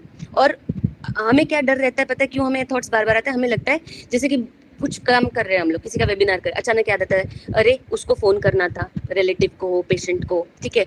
और जब तक आप वो फोन कर नहीं लेते ना, जिस दिन भी आप करेंगे, 1 हफ्ते बाद, 2 दिन बाद, 1 घंटे बाद, तब तक आपको बार बार आता है, क्योंकि आपको कहीं ना कहीं लगता है मुझे ये याद रख, आप एक ना सबटल मैसेज दे देते हो, साइलेंट मैसेज कन्वे करते हो, मुझे याद कराते रहो नहीं तो मैं भूल जाऊंगी, क्योंकि मैं अब तक भूली तो थी, तभी तुम याद दिला रहे हो, और अब तक ये काम डन नहीं हुआ, इसका मतलब इसको याद कराने की जरूरत है। ये साइलेंट मैसेज हम पास करते हैं और इसलिए वो हमें बार बार रिमाइंडर देता है। तो जब हम साइड में लिख लेते हैं ना, तो उसको पता चल जाता है इसने लिख लिया है, इसको जब चाहिए वो ये रेफर कर लेगी, तो अब वो आपको रिमाइंडर्स देना कम कर देता है। This is the way you can actually increase your productivity, a small tip, ठीक है, आउट ऑफ द वे जाके। तो ये तरीका मैंने उसके साथ आजमाया, क्योंकि जब मुझे मेरे सवाल के जवाब नहीं मिलते, आई स्टार्ट राइटिंग डाउन, और जब मुझे थोड़ी देर बाद मैं देखती हूँ ना, मैं एक अलग ही जोन और स्पेस में पहुंच जाती हूँ, मैं अपने सबकॉन्शियस माइंड में एंटर हो जाती हूँ कि जो चीजें है वहां पर और जिनको मैं सरफेस लेवल पे देख नहीं पा रही हूँ। Same thing happened with her, ठीक है। उसने लिखना चालू करा और मुझे क्या कमाल की चीज मिली, गोना शेयर विद यू। उसने लिखा था जब वो 4th कक्षा में थी, उसकी मैम, वो बहुत बबली थी उससे पहले, ये हिस्ट्री मुझे उसकी बहन से भी मिली, बहुत बबली थी, बहुत चिरपी थी, बहुत बातें करती थी, सारा टाइम चर चालू ही रहता था उसका, ठीक है। और आज वो बंदी अकेलेपन में है, किसी से बात नहीं करती, महीनों बात नहीं करना चाहती है, अकेले पड़ी रहती है। तो क्या हुआ ये जानना बड़ा ज़रूरी था, और इस वाली टेक्निक ने इतना अमेजिंग रिजल्ट दिया कि उसने उसमें मेंशन किया, जैसे मेरे ख्याल से 4-5वें पेज पे आई ये बात, पहले तो वही सब आया जो लिखती जा रही थी सबके लिए, सरफेस पे तो निकल गया, जब सरफेस का पूरा लेवल क्लियर हुआ तब सबकॉन्शियस माइंड में एंटर हुई, और तब पता चला 4th में जब थी तब उसकी क्लास टीचर ने उसको बहुत डांट के क्लास के बाहर खड़ा कर दिया। फिर 2 पीरियड तक वो बाहर खड़ी रही, ठीक है। उसके बाद जब स्कूल छूटा ये घर आई, घर आने पे इसने इसके घर वालों को बताया, और उस दिन के बाद ये चुप हो गई। कमाल है ना? मजा आया? Reply Yes, ma'am. यहाँ पे हमें मिलता है वो रूब्रिक कि elements from punishment, right, children in, है ना, ये उसका मेन कारण था। 10 साल मतलब 10 साल की उम्र से बच्ची चुप हो गई, उसका मेन कारण यहाँ पर था। उसके बाद दूसरा कारण भी मुझे उसी लेटर में मिला जो उसने मुझे लिखा था। उसके घर में कोई जीजाजी आते थे, उन्होंने उसको सेक्सुअली अब्यूज किया था। उसकी कंप्लेंट भी उसने घर वालों से करनी चाहिए, लेकिन लोगों ने, उस घर वालों ने क्या किया, अरे नहीं तुमको समझ नहीं आया होगा, ये है वो है, ऐसा है वैसा है। छोटी बच्ची 10 साल की, उसको सीरियसली नहीं लिया और उसको ये रीजन दिया गया, उसको याद है अपना रीजन पूरा जो दिया गया। जब उसने रिपीटेडली ये बातें करती गई ना, जब वो बड़ी, उसने भूला तो कुछ नहीं था, और जब वो फ्रेश था उसके दिमाग में, तो उसने बार बार उसने बोला ना, मैंने पूरी जिंदगी इनको समझाने में लगा दी कि क्या दिक्कत है, तो उसने बार बार ये बातें उनको बताई। तो उसको ये फील हो रहा था कि जिनके बारे में मैं इनको कंप्लेन कर रही हूँ ये मुझे चुप करा दे रहे, और ऊपर से कह रहे तुम्हारे चक्कर में क्या हम रिश्ते खराब कर ले। ये डायलॉग उसकी बहन ने मारा था, थोड़ी बड़ी होने के बाद की बात है ये। तो ये उसके मन में रह गया, और पेरेंट्स भी जब वो आते तो उसको क्या खटक रहा था, उसने लिखा था, ये लोग उनको बोलते कि जब भी आप यहाँ से गुजरे इधर आए आप घर जरूर आया करें। मुझे बहुत बुरा लगा कि इस आदमी को ये लोग घर बुला रहे हैं, और मैं इनको बता चुकी हूँ कि इसने मेरे साथ क्या किया है। तो ये भी एक एलिमेंट्स फ्रॉम था, sexual abuse, being sexual abused, है ना। हमारे पास ये भी रूब्रिक है कार्सिनोसिन में। तो ये मेरे प्रोमिनेंट रूब्रिक्स थे जिनको मैं इग्नोर कर ही नहीं सकती थी। ठीक है, अब हम यहाँ पर, मैंने इसका ना एलिमेंट्स फ्रॉम डोमिनेशन भी लिया, वैसे मैंने रेट्रो में लिया इस वाले रूब्रिक को, क्योंकि मेरे पास बहुत स्ट्रॉन्ग रूब्रिक्स थे, और इसको रेट्रो में इसलिए लिया क्योंकि ये मेरे पास आईपीआर के थ्रू आया था। आईपीआर के थ्रू कैसा आया, मैंने उससे पूछा तुम्हारे घर का माहौल कैसा है, तो उसने बताया सब अच्छा ही बताया, ठीक है। तो पर उसने ना बोलते बोलते क्या बोला, मैंने तो अपनी, एक वर्ड बड़ा अच्छा बोला, मैं तो कल्टी कर गई, ठीक है, मतलब मैंने तो अपना वहां से अपने आप को निकाल लिया। भाई जब सब इतना अच्छा है तो आपको क्यों निकलना था, और आप कितने खुश होके क्यों बता रहे हो कि मैंने तो अपने आप को निकाल लिया, मतलब इसका मतलब देयर वाज समथिंग, राइट और रॉन्ग, कुछ तो था जो बॉदर कर रहा था और जिसका सोल्यूशन वहां से निकलना था, राइट। तो तब मैंने उसको पूछा कि घर में किसकी चलती है, आप लोग किससे डरते हो, तो पता चला डैड। तो यहाँ से क्लियर होता है कि father was dominating, fine, okay, will go आगे। Then my next rubric was mind anger destroy things with tendency to, ठीक है, ये भी हमें कार्सिनोसिन में मिलता है क्योंकि वो चीजें फेंक रही है, ठीक है। अब तक हम लोग क्या जान रहे थे, कितना सबमिसिव, कितना रिप्रेसिव, कितना ज्यादा ओबीडिएंट, यील्डिंग, ठीक है। तो मैं सच बता रही हूँ, मैंने कार्सिनोसिन कतई नहीं सोचा था, लेकिन कॉन्स्टेंटली मेरे दिमाग में ना सेटिस्फैक्शन ही नहीं आ रहा था। ट्यूबरकुलिनम दिया मैंने, फाइन, उससे मुझे फायदा क्या मिला, वो मुझसे चैटिंग करने लगी और भी ज्यादा बात करने लगी, उसका थ्रोइंग कम हो गया था बाय दैट टाइम। लेकिन मेरा नेक्स्ट प्रिस्क्रिप्शन मैंने डन सोचा था नाइट्रोम्यूर दूंगी, लेकिन मैं कहीं कन्विंस नहीं हो पा रही थी, बिल्कुल भी नहीं हो पा रही थी, मेरे अंदर से कहीं से आ रहा था नहीं ये चीज नहीं है, मैं कुछ मिस कर रही हूँ। फिर बाद में नाइट्रम, मैंने कुछ डिस्कशंस भी किए अपने सीनियर से, हम लोग नाइट्रम सिलिकाटा पे भी पहुंचे, लेकिन जब मैंने नाइट्रम सिलिकाटा को पढ़ा तो मुझे फिर से नहीं लगा कि मैं उसको टच कर रही हूँ करके, कि मैं उस, जो होता है ना जब हम किसी बंदे को पढ़ते हैं या फील करते हैं, एनर्जी को महसूस करते हैं, और अगर हम उससे रिलेटेड कुछ पढ़ते हैं तो हम कनेक्ट महसूस करते हैं, हमें बार बार वो बंदा याद आता है, वो केस याद आती है। ऐसा हो ही नहीं रहा था, तो मुझे लगा कि नहीं, मैं अभी भी ट्रैक पे नहीं हूँ। तो दैट वे मेरे लेटर लिखने की टेक्निक ने मुझे काफी चीजें बताई। उसने मुझे बताया था कि उसको ह्यूमिलेशन फील हो रहा है, और वो मुझे दिख भी रहा था, शी वाज फीलिंग ह्यूमिलिएटेड। तो मेरा नेक्स्ट रूब्रिक था anger humiliated after being, okay, these were my rubrics and I prescribe carcinosin. अब आप जानना चाहेंगे रिजल्ट क्या है भाई, ठीक है। ये बंदी 3 महीने से घर पे ही बैठी थी जब मुझे इसका फोन आया था, इसकी सिस्टर का, और इनका कंसर्न था कि इसने रेजिग्नेशन देकर आ गई थी हाई कोर्ट में, पर बहन भी वहाँ काम करती थी, फादर के भी कॉन्टैक्ट्स थे। इन लोगों ने क्या किया, hello yes hello ma'am, yes बोलिए, सुनिए। एंगर ह्यूमिलिएटेड, एंगर, जो last rubric anger humiliated after being, उसको गुस्सा क्यों आ रहा था, वो ह्यूमिलिएशन फील कर रही थी ना, इसलिए उसको गुस्सा आ रहा था जब वो सोचती थी, ठीक है। इज इट ओके, आगे बढ़ूं? Yes ma'am. तो क्या किया घर वालों ने, अरे गवर्नमेंट जॉब है भाई, अच्छी खासी सैलरी की जॉब है, और पेरेंट्स ने क्या किया, इन लोगों ने इसकी बहन वहीं पर काम कर रही है, उसी डिपार्टमेंट में काम कर रही है, भले छोटी, उससे छोटी वाली पोजीशन पे, लेकिन इसकी बहन का अच्छा कॉन्टैक्ट से इतने सालों से ये लोग जॉब कर रहे हैं। तो इन्होंने क्या किया, उसने वहाँ पे बताया कि she is not feeling well वगैरह वगैरह, और परेशान है, इसलिए उसे लगा कि वो परफेक्टली काम नहीं कर पा रही, इसलिए रेजिग्नेशन दिया। पर आप कंसिडर करिए, इसको लीव समझिए, हम आप उसकी तरफ से लीव लेकर आते हैं। और ऐसा बोल के उन्होंने, घर वालों ने लीव लिखी और इसकी साइन मारी और लीव दी। तो अकॉर्डिंग टू देयर कि वो मेडिकल इस के बाद में वो जितनी भी उसकी लीव्स होंगी बाद में वो पेड हो गई वगैरह वगैरह। मतलब कुल मिला के 3.5 महीने से बंदी जा नहीं रही थी, और वो ये सोच के चल रही थी कि मैंने तो रिजाइन कर दिया। ठीक है, फिर उसको बताया गया, मैंने उसके बहन को बोला कि अब तुम उसको बता सकती हो कि उसका जो है लीव की तरह लिया गया है। तो उसको जब ये पता चला, तो इस बीच ऐसे भी एपिसोड्स आए कि वो उसने बोल दिया था मुझे कि मैं उसने रूम वूम भी कर लिया था। इसमें एक और अच्छी पॉइंट बात जो मुझे स्ट्राइक हुआ, उसने ना रूम, वो मुझे बार बार कहते मुझे रहना नहीं, तो मैंने भी ना एक मार दिया टोला, तो जाओ ना, किसने रोका है, तुमको तो जाना चाहिए। मैंने उसको पूरा पंप किया, मैं कहा नहीं, ऐसे लोगों के बीच तुमको रहना ही नहीं चाहिए। मैंने बिल्कुल उसके सुर में सुर मिलाया, क्योंकि मैं देखना चाहती थी कि इसने जो बोला ना मैं परमिशन नहीं मिल रही, ये क्यों परमिशन चाह रही है, ये मेरे को जवाब नहीं मिला था इस बात का। ठीक है, तो मैंने बोला जाओ तुम। फिर मैंने उसको पूरी मदद की रूम ढूंढने में, ऑनलाइन वगैरह वगैरह, एजेंट का नंबर दिया, रूम दिलाई, मैडम चली भी गई, बैग रख कर भी आई, 5,000 रुपए एडवांस देकर भी आई। और 3 दिन बाद मुझे क्या बोलती पता है, क्योंकि कहीं ना कहीं मुझे पता था जाएगी नहीं, मैं नहीं जा सकती। क्यों नहीं जा सकती?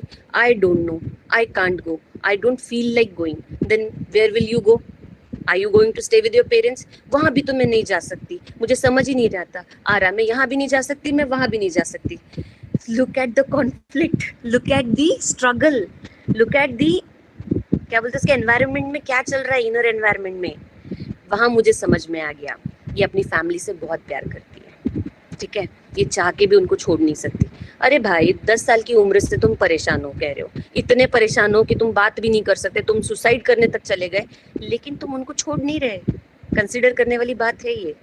यहाँ पे मुझे फील आया कि सारी की सारी जद्दोजहद घर वालों के प्यार पाने की है, जो कि नहीं मिल रहा है। उसकी हरकतों की वजह से क्या हो रहा है, हरकतों की वजह से क्रिटिसिज्म मिल रहा है और विशियस सर्कल रिपीट हो रहा है। मतलब जो उसको क्रिटिसिज्म से प्रॉब्लम होती है, ठीक है, और उससे उसे गुस्सा आता है, फिर वो चीजें फेंक फाक करती है, फिर उसके घर वालों को गुस्सा आता है कि ये चीजों को डिस्ट्रॉय कर रही है, शादी करने की एज है, आजू बाजू वालों आवाज आती है, लोग इसके बिहेवियर से क्या समझेंगे, तो उनको और वो उसको और कंट्रोल करने की कोशिश करते हैं। जब वो कंट्रोल करी जाती है, या फिर और कंट्रोल कैसे की जाती होगी, वर्बल अब्यूज होता है, तुम ऐसे करती हो, तुम वैसे, ये अब्यूज उनकी तरफ से उनको अब्यूज नहीं लगता, पर इसको अब्यूज लगता है। समझिए, उसको रोटी पूछना भी एक ह्यूमिलिएशन लगता है। तो जब वो ये कहते हैं कि तुम चीजें क्यों फेंक रही हो, वो अब्यूज लगता है।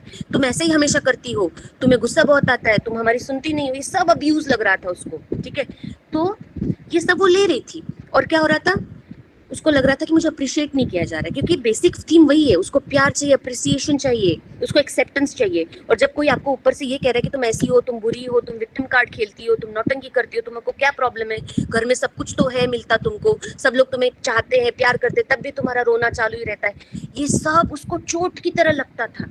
एंड फिर उसको वापस से वो ह्यूमिलिएशन फील होता था। मतलब एक्सेप्टेंस की लड़ाई, प्यार की लड़ाई, ठीक है, लव अप्रिशिएट होने की लड़ाई, लेकिन विशियस सर्कल चल रहा है, वो चीज आ ही नहीं रही। अब वो चीज क्यों नहीं आ रही पता है आपको? अमेजिंग चीज है यहाँ पे, ये मैं अपनी बैक पैक करती हूँ इस चीज के लिए। मुझे बड़ा मजा आया जब मैंने ये क्रैक किया। मुझे ये चीज का भी जवाब नहीं मिल रहा था, ये चीजें क्यों फेंक रही है। रूब्रिक तो मिल गया, पर मुझे लग रहा था फेंक क्यों रही है चीजें। अगर फेंक रही है तो ऐसा क्यों है कि इसका विशियस सर्कल ऐसे चल रहा है। मतलब मुझे ना इसका ये नहीं समझ में आ रहा था, क्या बोलते, मुझे मेरा जवाब नहीं मिल रहा था। रेमेडी मिल गई थी, जवाब नहीं मिला था। तो मुझे क्या पता चला, जब मैंने इसकी बहन के साथ क्रॉस चेक किया, मैंने कहा तुमको मालूम है क्या उसकी मेन प्रॉब्लम क्या है? क्या? मैंने कहा तुम लोग। तो कहती नहीं ऐसा तो नहीं है। और तब मैं शॉक हुई, मैंने कहा कमाल है, लड़की बर्तन फेंक रही है, चीजें तोड़ रही है, घर वाले परेशान हो रहे हैं, लेकिन घर वालों को पता नहीं कि वो उनकी प्रॉब्लम है, वो उनसे खफा है, वो उसकी दिक्कत है। तो फिर मेरा सवाल था, क्या बोल के फेंकती है वो बर्तन? कहती कुछ नहीं, आएगी किचन में बोलेगी कि कौन मेरे कपड़े हटाया, वहां से क्यों उठाया, मैंने बोला था क्या, फेंका चीजें, मैं यहाँ पे काम कर रही थी, मेरा सामान क्यों हटाया, मैंने यहाँ रखा था, फेंका चीजें। ठीक है, मतलब क्या हो रहा है, वो चीजें फेंक तो रही है, गुस्सा दिखा तो रही है, चीजें एक्सप्रेस करे, लेकिन रीजन नहीं दे रही है, गलत रीजन दे रही है। वो नहीं बोल रही है कि मुझे आपसे प्रॉब्लम है, मुझे आप लोग पसंद नहीं। फैस्टिडियस में नहीं है ये बंदी, क्यों नहीं है मैं बताती हूँ बाद में, ठीक है। इसको नहीं बोलेंगे, फैस्टिडियस में कार्सिनोसिन है पर अपनी ये बंदी नहीं है, और ये क्यों नहीं है वो भी बताऊंगी मैं, ठीक है। और मतलब क्या बोलते, वो वजह ढूंढती थी टू एक्सप्रेस हर एंगर, और जब वो लोग चिल्लाते थे कि क्यों तोड़ रहे हो, तो फिर उसको क्या फीलिंग आती, they are not letting me express my anger also.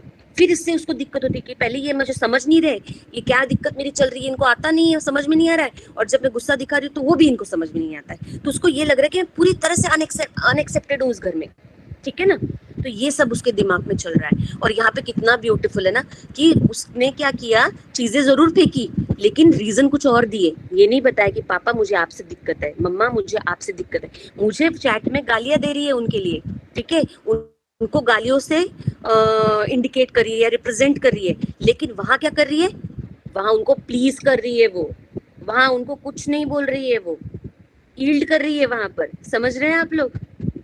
Getting?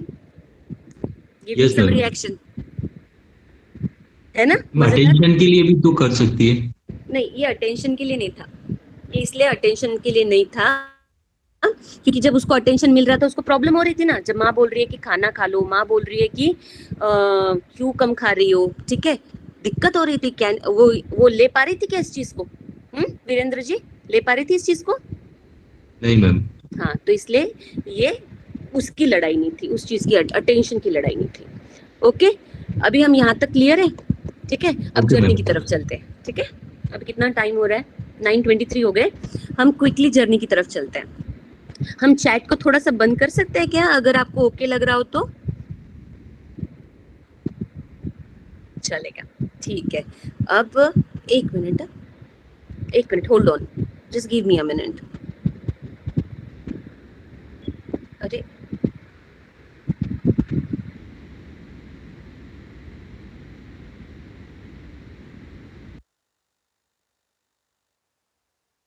Ma'am speaker of है आपका। ओके, आवाज नहीं हो रहा। हाँ हाँ, क्या मैं अपना वीडियो ऑफ कर सकती हूँ? थोड़ी सी मूवमेंट होने वाली है मेरे आजू बाजू, तो I would like to keep my video off, and जहाँ भी आपको ऑडियो में दिक्कत आएगी मुझे बताइएगा, चलेगा आप सबको? Okay ma'am. Yes yes. Okay, तो अब हम जर्नी की तरफ चलते हैं। फाइन। जब हम कार्सिनोसिन के बारे में जानना चाहते हैं या रीड करना चाहते हैं या कार्सिनोसिन समझना चाहते हैं, तो हम क्या करेंगे ना, हम कुछ क्वालिटीज को लेके चलेंगे, ठीक है। अब हम उसमें से पहली मतलब हम बेसिक क्वालिटीज को लेके चलते हैं, फिर हम वन बाय वन सबको डिस्कस करेंगे। अगर कार्सिनोसिन है तो समझ लो इजीली ऑफेंडेड, ठीक है। क्यों है? क्योंकि उसकी सेंसिटिविटी बहुत हाई है, उसको रिप्रिमांड से प्रॉब्लम है, जैसे कि हमने इस केस में भी देखा। ओके, बोलिए, आवाज आ रही है आपको मेरी? यस मैम, आवाज आ रही है। ठीक है। Feel free to interact with me whenever I go low or if I'm not clear. Okay. Then okay madam when we आखिरी talk about, लफ्ज क्या बोला है? हाँ जी, आखिरी लफ्ज क्या बोला है? इससे आखिरी प्रॉब्लम लफ्ज है? ये था कि रिप्रिमांड से प्रॉब्लम है, मतलब कोई उनको प्यार से टोके या फिर उनको ऐसा टोका टाकी भी करो ना, चाहे उनके भले के लिए भी करो या प्यार से बोलो, तब भी उनको दिक्कत होता है, ठीक है। जैसे कि हमने इनको देखा, हमारी इस केस में हमने देखा ना ये बात, वैसे ही कार्सिनोसिन का थ्रू एंड थ्रू है। सभी कार्सिनोसिन ओवर सेंसिटिव होते हैं, तो उनको इन सब से प्रॉब्लम होता है। फिर उसके बाद हमने देखा है, जैसे कि हमें इनपुट में भी मिला था, कि वो कैसे टाइडी है, ऑर्डर में रहते हैं, कंट्रोल्ड रहते हैं, फैस्टिडियस है ना। उसके बाद तीसरी क्वालिटी क्या है? सिंपैथेटिक और कंपैशनेट है, वो लोगों की पीड़ा समझ सकते हैं, ठीक है। चौथा क्या लिंक पता करना है हमें, कार्सिनोसिन के बारे में पता होना चाहिए, उसको किसी भी तरह की क्रूएलिटी या हॉरिबल चीजें अफेक्ट करती है। वो TV, cinema, operation, surgery, wild pictures मतलब जिसमें ब्लड शेड्स या फिर टीयर्ड, मतलब एब्रप्टली टीयर्ड इंजरीज और वुंड्स हो, ये सब वो पिक्चर्स भी देख नहीं पाती है कार्सिनोसिन। इस तरह की पर्सनालिटी होती है। उसमें लैक ऑफ सेल्फ कॉन्फिडेंस होता है, ठीक है। और इस चक्कर में वो क्या करती है, सबको खुश करती रहती है, और उसके वजह से क्या होता है, वो ग्रेजुअली गिल्ट में जाती है। वो इस चक्कर में बहुत कुछ करती है, प्लीजिंग के चक्कर में अपने आप को फुल्ली कॉम्प्रोमाइज कर डालती है, और फिर जाके उसको गिल्ट में जाती है, और उसको हमेशा ये कॉन्शियस रहती है वो कि मैं कुछ गलत तो नहीं कर रही, मैं मिस्टेक्स नहीं कर सकती, ठीक है। मिस्टेक करना माने उसके लिए डेथ की तरह होता है कि भाई ये तो मौत है अगर मैं मिस्टेक करूँ, तो इसलिए वो परफेक्शनिस्ट बनने की कोशिश करती है। ओके, एंड वो जो मार्टियर वाली फीलिंग है ना, वो इसी वजह से आती है क्योंकि पूरी जिंदगी वो इसी में बिता देती है और बदले में उसको वो नहीं मिलता जो वो चाह रही होती है। वो चाह रही होती है एक्सेप्टेंस, वो चाह रही होती है वो लव अफेक्शन। क्यों नहीं मिलता? क्योंकि वो कम्युनिकेट ही नहीं करती ना उसको क्या चाहिए। Okay, then there is lack of reaction. उसकी वाइटल एनर्जी ऐसी होती है कि लैक ऑफ रिएक्शन मिलती है क्योंकि उसका विल जो होता है वो बड़ा कमजोर टाइप का होता है। वो क्यों हुआ, कैसे हुआ, उस पर भी हम चर्चा करेंगे। तो हमें क्लिनिकली कैसे मिलेगा? फीवर नहीं आ रहा है बंदे को, एब्सेंस ऑफ फीवर है, ठीक है, इस तरह के सिम्टम्स मिलते हैं।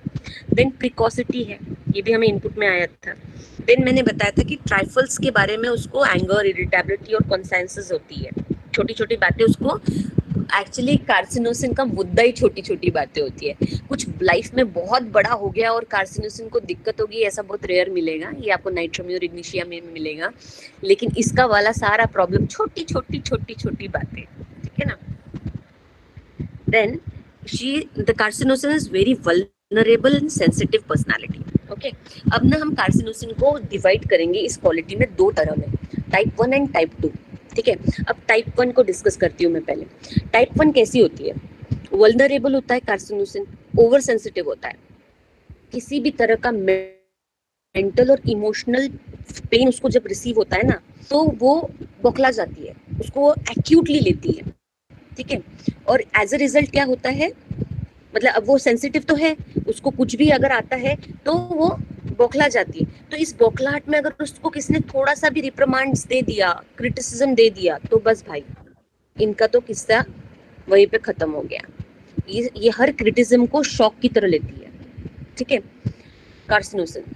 देन ये हिस्टेरिकल स्टेट में चली जाती है, वीप करेगी, सोप करेगी, इसको ब्रीदिंग स्टॉप हो जाएगा, चेहरा पर्पल हो जाएगा। ये सब भी प्रेजेंटेशंस हमने को मिलते हैं, ठीक है।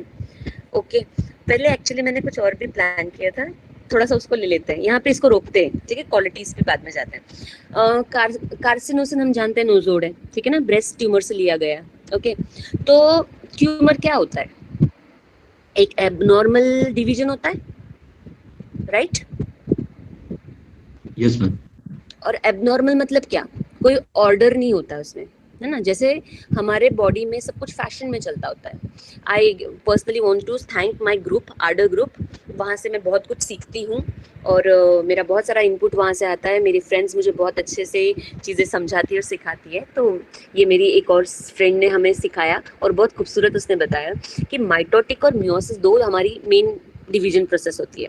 हमारी बॉडी में सब कुछ डिसाइडेड है कि कौन सा सेल कब पैदा होगा, कितना डिवाइड होगा, कब डिवाइड होगा, ठीक है, डिवीजन कब बंद करेगा, कब मरेगा, ठीक है ना, उसकी डेथ कब होगी, सब कुछ कितना डिसाइडेड है ना, कितना ऑर्डरली चलता है, ठीक है। हार्ट कैसे बीट करेगा, कितना बीट करेगा, गैस्ट्रिक जूसेस कैसे सीक्रेट होंगे, किडनी कैसे किडनी क्या क्या एलिमिनेट करेगी, और जब पानी कम हो जाएगा तो क्या क्या रीएब्सॉर्ब करेगी, कितना फैशन में चलता है। तो फिर ये तीसरा क्या हो जाता है जो क्या बोलते हैं इतना इन ऑर्डर में है। तो मतलब ये न्यूप्लास्टिक ग्रोथ और ट्यूमर्स क्यों होते हैं? क्योंकि वहाँ क्या होता है, वहाँ पे कोई ऑर्डर नहीं होता है, रैंडम ग्रोथ होती है, स्पीडी डिवीजन होती है, राइट। तो इस चीज को समझो।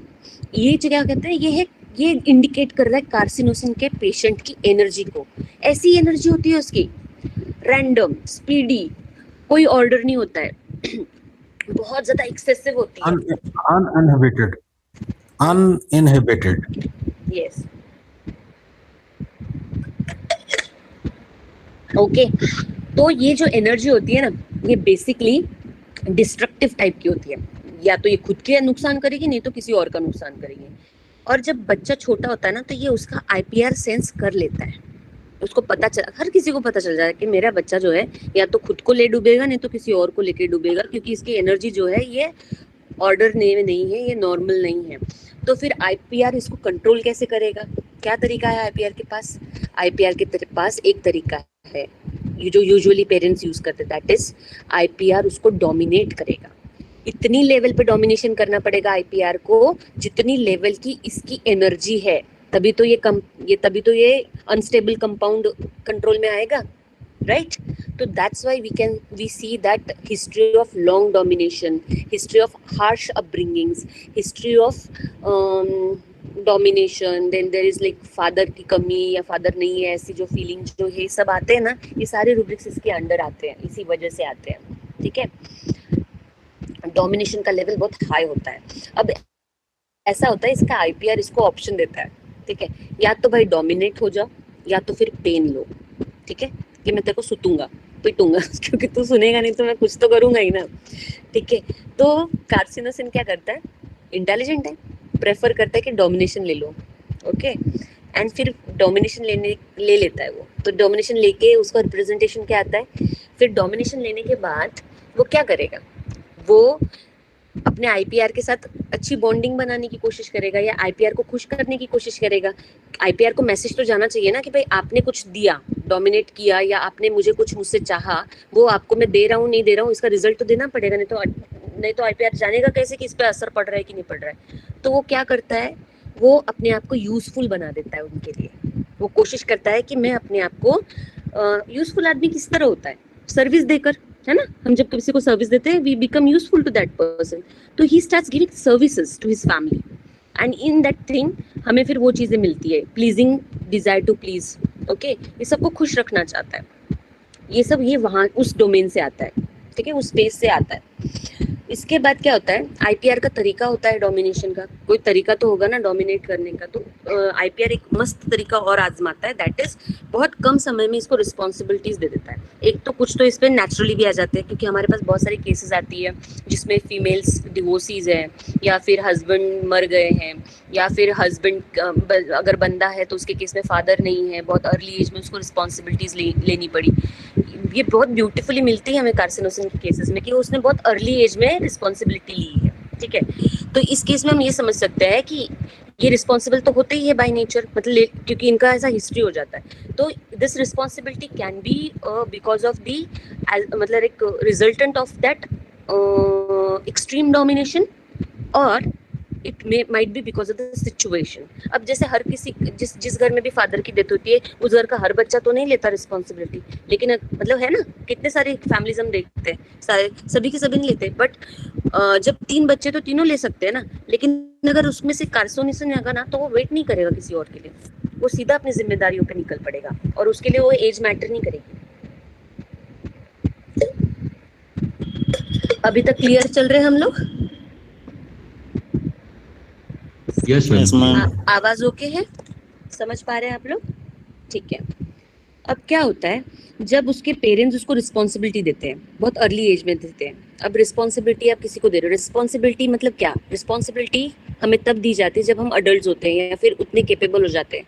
मतलब रिस्पॉन्सिबिलिटी ये वर्ड या एडजेक्टिव के लिए आपका एक एज में आना, या उसके लिए क्या बोलते हैं, आप उसके लायक होना जरूरी होता है ना। आप 3 महीने के बच्चे को रिस्पॉन्सिबल नहीं बोल सकते हैं क्या? नहीं, क्योंकि आपको पता है रिस्पॉन्सिबिलिटी का एडजेक्टिव अगर किसी के आगे लगाना है तो उसको एक पर्टिकुलर एज को अटेंड करना पड़ेगा, एक पर्टिकुलर सिचुएशन को, कुछ पर्टिकुलर सिचुएशंस पे रिजल्ट देना पड़ेगा, तभी तो ये होगा। अब इतने कम उम्र में इसको रिस्पॉन्सिबिलिटीज डाल दी। अब कम उम्र के बच्चा क्या अपनी जिम्मेदारियां जरूरी है एज इट इज निभा सके, कि उससे कोई चूक नहीं होगी, इसकी कोई गारंटी है क्या?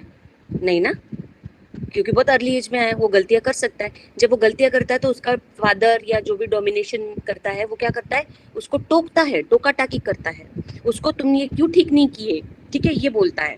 तो ये रिप्रिमांड्स की तरह ये रिप्रिमांड्स उसको अग्रीवेट करते हैं फिर उसकी स्टेट को, ठीक है। अब ये सब जो चल रहा है ना, ये समझो आप, ये सब चल रहा है, पर ये सब कहाँ चल रहा है?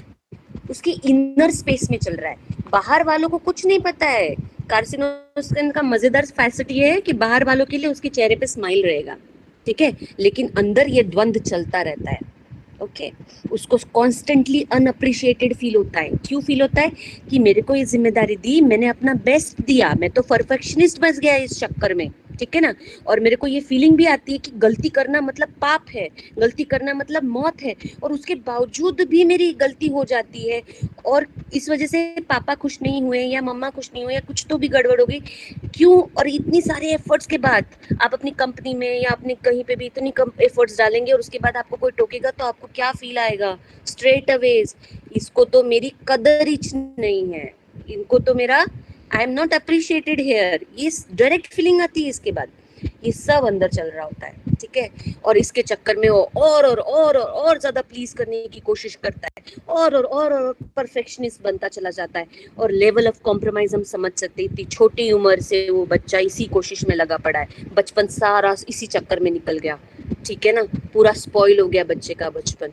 तो सोचो क्या लेवल का उसका इंटरनल क्या बोलते हैं कंप्रेशन होगा, प्रेशर कुकर। और मुझे तो प्रेशर कुकर वाली फीलिंग आ रही है, कार्सिनोसिन के अंदर ऐसे ही चलता होगा, ठीक है ना। देन इसी चक्कर में वो फैस्टिडियस भी बन जाता है, ठीक है ना। अब फैस्टिडियस का बड़ा मस्त है। हाँ, अब अगर आप बोलेंगे फैस्टिडियस है, टाइडी है, तो ऐसा नहीं है कि आपको मतलब अगर एक आधा पेशेंट आ गया और पता चलता है कि अरे ये तो अपना सामान फैला के रखता है, तो और जो है तो ये आप उसको कार्सिनोसिन नहीं पकड़ेंगे। नहीं, कार्सिनोसिन को फैला सकता है सामान। इसकी दो वजह है, एक तो टाइप 2 पर्सनैलिटी जिसको हम डिस्कस करेंगे जल्दी, और दूसरा टाइप 1 में भी ये मिल सकता है। क्यों? क्योंकि टाइप 1 में क्या होगा, टाइप 1 कौन थे याद है ना आपको, वल्नरेबल सेंसिटिव वाले, जो अपनी बात अपने तक रखते हैं, चुप रहते हैं, उस टाइप के लोग। तो ये लोग में भी मिल सकता है अनटाइडीनेस। और या फिर क्यों मिल सकता है, क्योंकि उनके लिए जो इम्पोर्टेंट है वो वहां पे फेस्टिडियस होंगे, और जिन चीजों को वो इम्पोर्टेंट नहीं समझते हैं वहां पे वो शायद अनटाइडी होंगे, ठीक है। तो यहाँ पे हमें थोड़ा सा नक्सफोमी का साथ हम कंफ्यूज हो सकते हैं कि अरे नहीं, उसको जो काम उसका है, प्रोजेक्ट है, उसमें उसको परफेक्ट रहना है, बाकी उसकी टेबल पे फिर चाय का कप पड़ा हो, सिगरेट पड़ा हो, उसको कोई फर्क नहीं पड़ता, लेकिन उसका प्रेजेंटेशन परफेक्ट होगा। तो ये हम वहाँ मतलब इसको आप समझिए, वहाँ पे सिमिलैरिटी आती है, ठीक है। ये पिक्चर आपको मिमिक कर सकता है। अब इसका सर्वाइवल डिपेंड किस पे करता है, हम इसका कार्सिनोसिन का ना कॉन्फ्लिक्ट और अच्छा से समझेंगे नेक्स्ट टाइम पे, बहुत अच्छे से, और रूब्रिक्स के माध्यम से समझेंगे उस टाइम पे। इसका सर्वाइवल डिपेंड करता है इसकी परफॉर्मेंस पे। समझना है हमें इस चीज को, जब हम पेशेंट को देखते हैं, फील करते हैं और उसको उसकी कोर को समझने की कोशिश करते हैं, तो इसका सारा प्रॉब्लम जो है उसका आता है कि वो 100% देने के चक्कर में अपने आप को स्ट्रेच करता चला जाता है, और वो इतना स्ट्रेच कर जाता है कि एक पॉइंट पे वो अपने आप की आइडेंटिटी लॉस्ट कर देता है पूरी तरह से। लिटरली सेल्फ ही नहीं होती है कार्सिनोसिन की कोई। इसको भी हम अगली बार में बहुत खूबसूरती से डिस्कस करेंगे, ठीक है। अगला लेक्चर मिस मत करिएगा, और उससे पहले रूब्रिक्स पढ़कर आइएगा, अगर उस लेक्चर का बेनिफिट आपको ज्यादा लेना है तो। देन इसके कॉन्फ्लिक्ट्स क्या है, इसका internal environment versus external environment, ठीक है। अब इसको हम और अच्छे से समझेंगे टाइप 2 में, ठीक है, कि ये कौन सा टाइप का सीन चल रहा होता है। ओके, तो हम वापस अपनी क्वालिटीज पे आ जाते हैं, जिसमें हम कहाँ तक आए थे कि वो हिस्टेरिकल भी बन सकता है, रोना, गाना, सांस रोक लेना, पर्पल हो जाना। याद आ रहा है कि जाऊं थोड़ा वापस यहाँ तक? ओके है, आगे बढ़े? Yes ma'am. ओके, इसको ना छोटी छोटी बातें चुभ जाती है, एक्यूट पेन की तरह, ठीक है, और बहुत मायने, जैसे मैंने बताया ना, इसका सारा का सारा किस्सा ना छोटी छोटी बातें उसी में ही है, ठीक है ना। और वो जो है मजेदार बात ये है कि इसको चुभेंगी भी, बहुत तेज चुभेंगी, और ये आगे वाले को पता भी नहीं चलने देता कि मेरे को तुम्हारी ये बात अच्छी नहीं लगी या इस बात ने मुझे तकलीफ पहुंचाई। और यही सबसे बड़ा इशू है इसका। अगर तो ये बंदा इसी स्टेज पे जहाँ इसको तकलीफ हुई उसने अगर एक्सप्रेस कर दिया होता, अपने पेरेंट्स को बता दिया होता, तो क्या होता, इसके पेरेंट्स, कौन से पेरेंट्स अपने बच्चे को प्यार नहीं करते, मोस्ट ऑफ द टाइम करते ही है ना। और अगर इसके पेरेंट्स को पता चल जाए कि हाँ ये बात मेरे बच्चे को बुरी लगती है, तो क्या करेंगे, नेक्स्ट टाइम अवॉइड करेंगे, राइट। लेकिन इनके केस में क्या होता है, देखो इनका मिसफॉर्चून, ये बताएंगे भी नहीं, माँ बाप को पता भी नहीं इसको क्या चुभा, ऊपर से ये स्माइल दे दे के पूरे घर में घूमेगा, सारे काम करेगा, हर बात पे ईल्ट करेगा। माँ बाप क्या सोचेंगे, बड़ा अच्छा बच्चा है मेरा, और बच्चा सोचेगा कि आई एम अनअप्रिशिएटेड, मुझे क्रिटिसाइज किया जा रहा है, मुझे वो सब शॉक की तरह लग रहा है, मैं सब कुछ एक्यूट पेन की तरह, ये सारा परसीव कर रहा है, वो डायरेक्टली कर रहा है, ठीक है। अंदर वो सब ले रहा है, पर बाहर स्माइल के साथ घूम रहा है, ईल्ड कर रहा है, हर चीज सुन रहा है, ओबीडियंट है, ठीक है। तो घर वालों को पता ही नहीं चल रहा है। तो इससे क्या नुकसान हो रहा है कि घर वाले बार बार वो मिस्टेक करते जा रहे हैं, मतलब जो चीज उसको चुभ रही है वो रिपीट होती जा रही है, उनको पता भी नहीं चल रहा है। सबकॉन्शियसली वो, जैसे कि अगर फॉर एग्जांपल किसी को बोला तू तो ना नालायक ही है, कई बार ऐसे पापा लोग अपने बेटों को बोल देते हैं, तेरे को तो कोई वो ही नहीं है, क्या बोलते हैं, हम लोग मराठी में व्यवहारिक ज्ञान बोलते हैं, मतलब तुम प्रैक्टिकल नहीं हो। तो छोटी छोटी बातें, तुमको जितना भी पढ़ाओ तुमको समझ ही नहीं आता। मैंने तुमको ये कितनी बार बताया, तुम बार बार यही गलती करते हो। और ऐसे सेंटेंसेस हम पेरेंट्स यूज टू हो जाते हैं, we take it as casual conversations, हम इस तरह से बात करते हैं अपने बच्चों से, ठीक है। और अगर मतलब बी कॉशियस, अगर आपका बच्चा कार्सिनोसिन है ना, तो ये सब वो एक खंजर की तरह उसको चुभ रहा है और उसको छन्नी कर रहा है लिटरली, और बाहर से पेरेंट्स को ये पता ही नहीं, और ये रिपीट होता जा रहा है। यही सीन हमने इस बच्ची के साथ देखा, 10 साल की उम्र से ये उसके साथ चल रहा है, और ये घाव वो लेती जा रही है। मामला इतना बुरा नहीं था, पर उस बच्चे के लिए मामला बुरा था, क्योंकि उसका बचपन स्पॉइल हो चुका था। Getting my point? Am I clear till now? Yes, ma'am. Okay.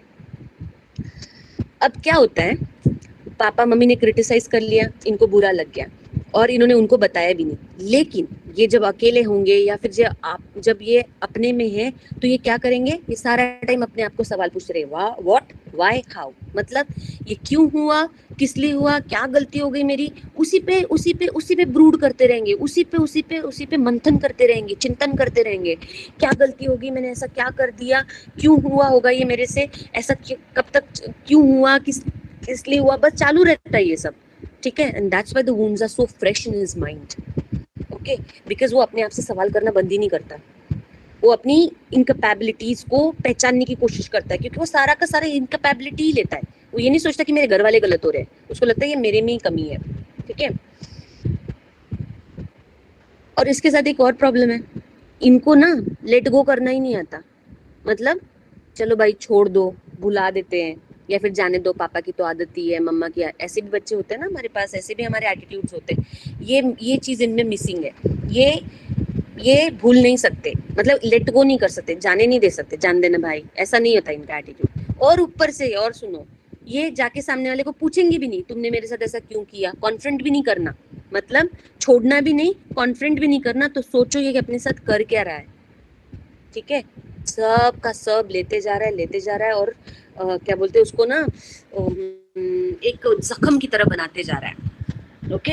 अब यहाँ पे ना ये सारा ना हमें नाइट्रोम्यूर के साथ कंफ्यूज कर सकता है, जैसे मैं भी कंफ्यूज हुई थी नाइट्रोम्यूर के साथ। मेरी शीट में नाइट्रोम्यूर था, थैंक गॉड मैंने नहीं दिया, I was not convinced, and thank God मैंने नहीं दिया सच में। इस तरह से नाइट्रोम्यूर हमें लग सकता है, क्योंकि ये भी अकेले में रहना पसंद करता है, बात नहीं करता। अब ये क्यों करता है ऐसा पता है?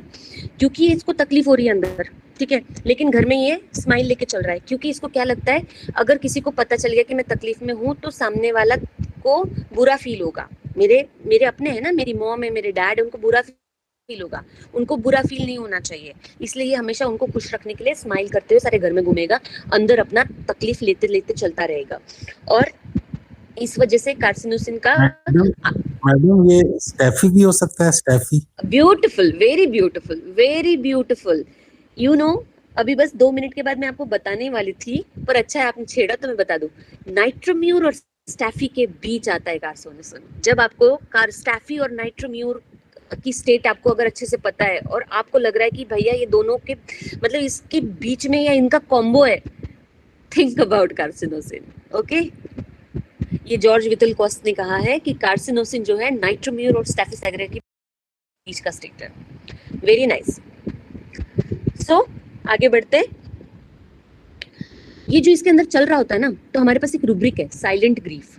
ये साइलेंट ग्रीफ बन जाता है। इसे साइलेंट ग्रीफ इसीलिए बोला है क्योंकि ना वो लेट गो कर रहा है, ना वो कॉन्फ्रंट कर रहा है, बस अंदर के अंदर सफर कर रहा है। और साइलेंट ग्रीफ इसलिए भी है क्योंकि ये क्रॉनिकली जा रहा है, क्योंकि विशियस सर्कल हो रहा है। विशियस सर्कल हम समझ पा रहे हैं ना इसका, ये बहुत समझना जरूरी है, क्योंकि ये बताता नहीं इसको क्या चुभा, घर वाले वो चीज रिपीटेड करते रहते हैं, और ये वापस वो रिप्रिमांड्स और क्रिटिसिज्म के तौर पे इनपुट इसके पास वापस आता है, फिर से इसको छन्नी करता है, फिर भी ये अंदर तकलीफ में होके फिर से माँ बाप को तकलीफ ना देने के चक्कर में स्माइल से घूमता रहता है। माँ बाप को आइडिया ही नहीं है, माँ बाप फिर से वही गलती करते, चालू है ये सर्कल। गेटिंग? ठीक है, यस मैम, कॉज इफेक्ट का प्रोसेस चलता है। यस बिल्कुल। ओके, तो अभी ये साइलेंट ग्रीफ कहाँ जाके मतलब क्या कारनामा करता है? ये साइलेंट ग्रीफ क्रॉनिकली एक्यूमुलेट करता है उस सारी इमोशंस को इसके अंदर, और वो ना एक ग्रीफ मतलब एपिसोड्स ऑफ ग्रीफ में वो कन्वर्ट हो जाता है। ठीक है, जो उसको बार बार याद आते रहते हैं, जो वो एक्सप्रेस तो नहीं करता। और उसकी वजह से क्या होता है, उसका मेन जो है वो है उसका विल कमजोर हो जाता है, क्योंकि वो कॉन्फ्रंट भी नहीं कर रहा और वो डिमांड भी नहीं कर रहा कि भाई आप ऐसा मत करो, मुझे ये चीज नहीं अच्छी लग रही, या फिर आप ये करो, इसके बदले आप ये करो। भाई कम से कम यही बता दो कि आप मुझे इस तरह टोकने से अच्छा ये बता दो ना कि ये करना है या फिर ये मत करो। मतलब जैसे वो बात करता ही नहीं है, वो डिमांड नहीं करता, वो लेट गो भी नहीं करता, वो कॉन्फ्रंट भी नहीं करता, वो सिर्फ क्या करता है, एक्सेप्टेंस, हर चीज को एक्सेप्ट कर रहा है। बट एक्सेप्टेंस भी कैसा है, ऐसे नहीं है। एक्सेप्टेंस और लेट गो को समझने की जरूरत है कार्सिनोसिन के केस में, क्योंकि अदरवाइज हम लोग acceptance equals to let go ऐसे समझ के चलते हैं, बट ये एक्चुअली ऐसा नहीं होता है। लेट गो मतलब आपने सामने वाले की चीज को भुला, मतलब छोड़ दिया, उसको दिल पे नहीं लिया। और एक्सेप्टेंस क्या है, वो जैसा है वैसा है, उसकी सारी चीजों के साथ आपने उसको कबूल कर लिया, ठीक है, ओके। तो इसके पास एक्सेप्टेंस है लेकिन लेट गो नहीं है। मतलब he is okay with the dominating father, he is okay with the dominating mother, और he is okay with the family members, but at the same time he is taking all that domination, he is taking all that abuse, he is taking all that humiliation and not letting it go, okay। अब नाइट्रोमोर और Ignatia के साथ हम इसको कैसे DD करेंगे? जी बोलिए जगदीश जी, कुछ बोलना है आपको? ओके, आगे चलते हैं। और राणा जी आप मुझे बता दीजिएगा मुझे कहाँ रुकना है। मैडम आप करिए जैसा कंफर्टेबल आप करिए मैडम, कोई बात नहीं, अच्छा हो रहा है, बहुत अच्छा हो रहा है सर, उनका समय नहीं कॉम्प्रोमाइज होना चाहिए।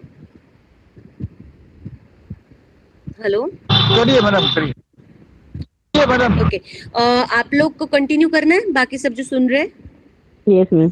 Madam yes ma'am, please continue. Okay, nitromur, वैसे हम कार्सिनोसिन को ना बहुत सारे ड्रग्स के साथ डीडी करेंगे अगली बार, पर अभी मेन पे आते हैं। नाइट्रोम्यूर इग्निशिया यहाँ स्ट्रेट अवेज हम लोगों को इस पेशेंट में फील होने लग जाता है, ठीक है। तो यहाँ पे हम डिफ्रेंशिएट कैसे करेंगे? नाइट्रोम्यूर और इग्निशिया का जो डीप ग्रीफ होता है, जनरली हमें पता है कि लॉस ऑफ लव्ड वन से आता है। और यहाँ पे ये समझना है, ऐसा नहीं कि हर केस में होता है, हमारे पास ऐसी भी ब्यूटीफुल केसेस है जहाँ पे लव्ड वन का कोई सीन नहीं है, but nitromur is the remedy, okay. But हमें जितना पता है कि मोटे मोटे दिस इज देयर, बट हमें क्या समझना है, जो कोई भी ग्रीफ इसको आया है, ग्रीफ तो होता ही है नाइट्रोम्यूर में, ठीक है, लॉन्ग स्टैंडिंग ग्रीफ, इग्निशिया में फ्रेश ग्रीफ। ग्रीफ जो होता है ना, ये इनकी इमोशंस को कॉन्स्ट्रिक्ट कर देता है, ठीक है, और इनको अलाउ नहीं करता कि ये अपने फीलिंग्स को एक्सप्रेस करे। नाइट्रोम्यूर इग्निशिया में, कार्सिनोसिन में क्या होता है, एक्सप्रेस तो ये भी नहीं कर रहा है क्या, ये बता नहीं रहा है, लेकिन ये क्यों नहीं कर रहा है, रिग्रेट के मारे। इसको लगता है अगर मैं ऐसा करूंगा तो मेरे घर वाले अपसेट हो जाएंगे, उनको बुरा लग जाएगा, ठीक है, दे विल फील बैड, तो इसलिए ये चुप हो जाएगा। चुप होके ये जब भी इसको ये एपिसोड्स आएंगे ग्रीफ के या फिर फील होने लगेगा, ये क्या करेगा, ये चुपके से अलग जाके बैठ जाएगा, ताकि ये घर वालों को भनक तक ना लगने दे कि ये डिस्टर्ब्ड है, ठीक है। एंड दैट क्यों, क्योंकि he is fearing that they will get disturbed because of his complaints, उनको इमोशनली डिस्टर्ब हो जाएंगे या फिर उनका रूटीन डिस्टर्ब हो जाएगा इसकी वजह से, क्योंकि ये परेशान है। देखो उसकी सेंसिटिविटी को देखो, ठीक है, इसलिए इसको मार्टियर की फीलिंग है, शहीद वाला। शहीद क्या करता है, बिना किसी डिमांड के, बिना किसी सवाल के अपने आप को अपनी माता, मतलब भारत माता पे कुर्बान कर देता है, देश के लिए कुर्बान कर देता है ना। हाल देखो इसका। Carcinosin is in the state somewhere between staphysagria and nitrosamine, जो कि अभी हमने बताया, ठीक है। And it was a very good observation, kudos to the person who has given this input, amazing। अब सेकेंड क्वालिटी है सबमिसिव एंड रिप्रेस्ड पर्सनालिटी, जो कि हमने देखा इसकी सेंसिटिविटी वही जाके लीड करती है, ये कुछ बताएगा ही नहीं, एक्सप्रेस ही नहीं करेगा, और ये इजीली डोमिनेट हो जाएगा। और कई घरों में आपको ये भी मिलेगा कि माँ बाप डोमिनेट नहीं करते बच्चे को, नहीं कर रहे, लेकिन आपका बच्चा, आप समझिए, आप भी पेरेंट्स है इसमें से कई लोग, और अगर आपका बच्चा कार्सिनोसिन नहीं है और आपके फ्रेंड सर्कल में है, या फिर आपके पेशेंट्स के लिए भी आप ये, जिसका बच्चा कार्सिनोसिन है उसके पेरेंट्स को प्लीज काउंसिल करें थोड़ा बहुत, क्योंकि ये जरूरी है। हमें ट्रीट करना है, उनको अच्छा फील कराना है, क्योर करना है, लेकिन अगर उसके एनवायरनमेंट में डिस्टर्बेंस बना रहेगा तो वो अपनी लाइफ को या उस क्योर को उतना हैप्पीली एंजॉय नहीं कर पाएगा। तो मेक श्योर कि आप काउंसिल करें पेरेंट्स को, ठीक है। तो क्या होता है, इसका सबमिसिवनेस और रिप्रेसनेस क्या हो जाता है कि ये चुप चुप रहता है, कुछ भी हो जाए इसके साथ, ये कुछ बोलेगा ही नहीं, अपने लिए स्टैंड ही नहीं लेगा। कोई आके इसका टॉय खींच के ले जाएगा, इसको वो फेवरेट टॉय होगा, लेकिन वो बोल नहीं पाएगा कि मत ले जाओ, ये मेरे को दे दो, मेरा टॉय है वापस करो, बोल नहीं पाएगा ये। ठीक है, इस तरह के बच्चे कार्सोनेसन जो होते हैं ना, वो इजीली हैंडलेबल होते हैं। उसको पेरेंट्स को बहुत आराम से उसको कंडीशन कर सकते हैं, ओबीडियंट होते हैं, अडेप्टिव होते हैं, काइंड हार्टेड होते हैं, हेल्पिंग होते हैं, और इतनी लेवल पे होते हैं कि कई बार इनकी आईपीआर या इनके पेरेंट्स आपके पास ये कंप्लेन लेकर आते हैं कि भाई इनका ये स्वभाव हमारे चिंता का विषय बन गया है, कैसे करेगा ये बच्चा जिंदगी में, ऐसा रहेगा तो कैसे सरवाइव करेगा। आती है कि नहीं केसेस ऐसी कभी कभी हमारे पास, ऐसे कंसर्न्स आते हैं पेरेंट्स के, राइट और wrong? Yes ma'am, right. Yes ma'am, बिल्कुल। यस, इसकी ये जो सबमिसिवनेस है ना, ये मॉर्बिड लेवल की होती है, बिल्कुल मॉर्बिड लेवल की, एंड दैट्स व्हाई ये पेरेंट का कंसर्न बन जाता है, वरी बन जाता है most of the time. School में आप पूछिए, आप हम जो बच्चों के केसेस में जनरली पूछते हैं कि पीटीएम में क्या आपको सुनने को मिलता है या टीचर्स क्या बोलते हैं, तो यहाँ पे क्या सुनने को मिलेगा? बहुत अच्छा बच्चा है, ओबीडियंट है, सारी कमांड्स लेता है, क्लास में बहुत वेल बिहेव्ड है, लेकिन कॉन्फिडेंस की कमी है, माइंड वेल, ये सारे अच्छे अच्छे एडजेक्टिव के साथ ये छोटा सा कमेंट पास होगा साथ में, स्लीप, जैसे बोलते हैं ना, छोटी सी नोट साइड में कोई सरका देता है, ऐसे धीरे से आपको ये बताया जाएगा कि आपके बच्चे में कॉन्फिडेंस की कमी है, बाकी इसमें कोई कमी नहीं है। ये एक अलार्मिंग सिम्टम है। इंटेलिजेंट है, किसी चीज की कोई कमी नहीं, टैलेंटेड है, आर्टिस्टिक है, स्कूल में आर्ट का बहुत मायने रखता है ना चीजें, हमने देखा डांसिंग में भी है, हर चीज में है, सब चीजें अच्छी अच्छी है कार्सिनोसिन में, लेकिन देखा उसमें कॉन्फिडेंस की कमी है, और जिसकी वजह से वो बहुत सफर करता है लाइफ में अपने। ठीक है, कभी अपने डिजायर और नीड्स को पेरेंट्स को बता तक नहीं पाता ये बंदा कि उसको क्या चाहिए क्या नहीं चाहिए। इनफैक्ट वो क्या करता है, एक बड़े इंसान की तरह अपने माँ बाप की इच्छाएं पूरी करने में लगा रहता है, उनको उससे क्या चाहिए वो उसमें लगा रहेगा, वो कभी नहीं सोचता कि उसको क्या चाहिए। That's why carcinosin is in selflessness. Okay, कई बार तो मोस्ट ऑफ द केसेस में पेरेंट्स ना अनजान रहते हैं अपने बच्चे की सेंसिटिविटी के लिए, और जैसे कि मैंने बताया ये बहुत बड़ा इशू है कि वो एक विशियस सर्कल में अपने बच्चे को डाल देते हैं। इसलिए काउंसलिंग जरूरी है। अगर आपको पता चले कि सामने वाला कार्सिनोसिन है, please do talk to their parents, please tell them what kind of kid they have, because हर बच्चे का एक खूबसूरत चाइल्डहुड पे हक है ना। तो ये हम कर सकते हैं एज अ फिजिशियन, तो हमें जरूर करना चाहिए। सारी जंग कार्सिनोसिन की एक्सेप्टेबिलिटी की, अप्रिसिएशन की और लव की होती है, और इस सब प्रोसेस में उसका कुल मिला के विल कमजोर हो जाता है, जिसकी वजह से वो किसी को ना नहीं कह सकता और सारा टाइम जो है प्लीजिंग में लगा रहता है। ठीक है, इसमें से कई चीजें रिपीट हो रही होगी, आपको लग रहा होगा बार बार हम इसको बोल रहे हैं, लेकिन क्या है, इसे हम इसलिए रिपीट करें क्योंकि हम इसके कनेक्शंस बना रहे हैं, कैसे ये चीजें इसके अंदर आ रही है, किस किस डायरेक्शन से आ रही है, ताकि आपको एंट्री पॉइंट्स क्लियर होते जाए रेमेडी के।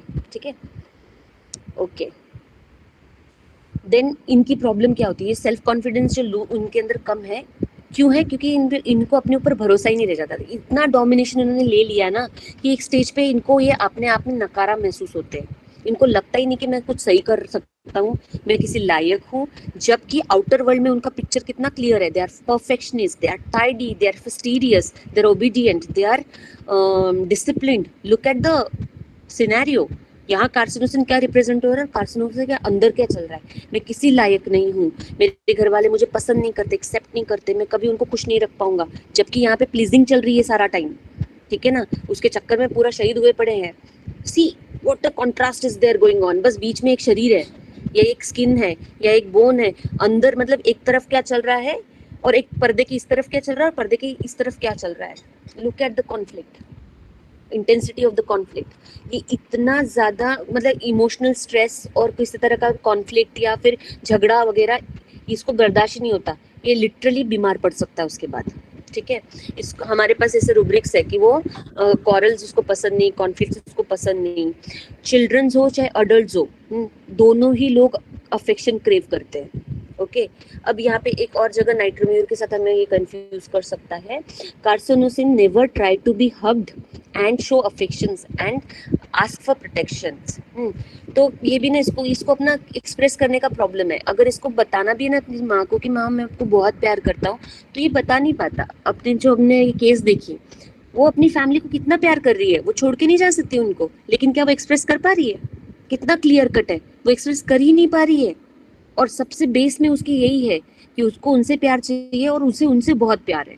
और क्या हो रहा है, सब कुछ मिसअंडरस्टैंड, सब कुछ कितना ब्लर्ड हो गया है, मतलब कितना क्लियर होना चाहिए और कितना रायता फैल चुका है उसकी लाइफ में, जस्ट बिकॉज वो एक्सप्रेस नहीं कर पाई, राइट?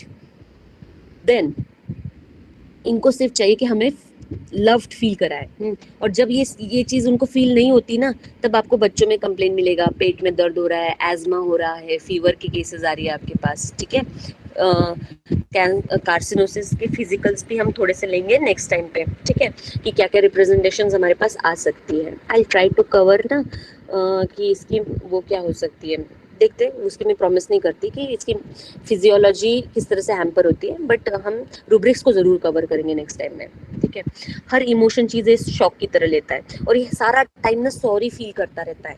और ये कई बार आपको कार्सिनोसिन के बच्चे फिजिकली भी अपने पेरेंट्स को बात बात पे सॉरी कहते हुए मिलेंगे, और पेरेंट्स भी कई बार आते हैं, मैम मैं क्या करूँ, ये बार बार मुझे माफी मांगता रहता है और बार बार रीअश्योर करता रहता है कि मुझसे इससे कोई गलती तो नहीं हुई, गलती तो नहीं हुई।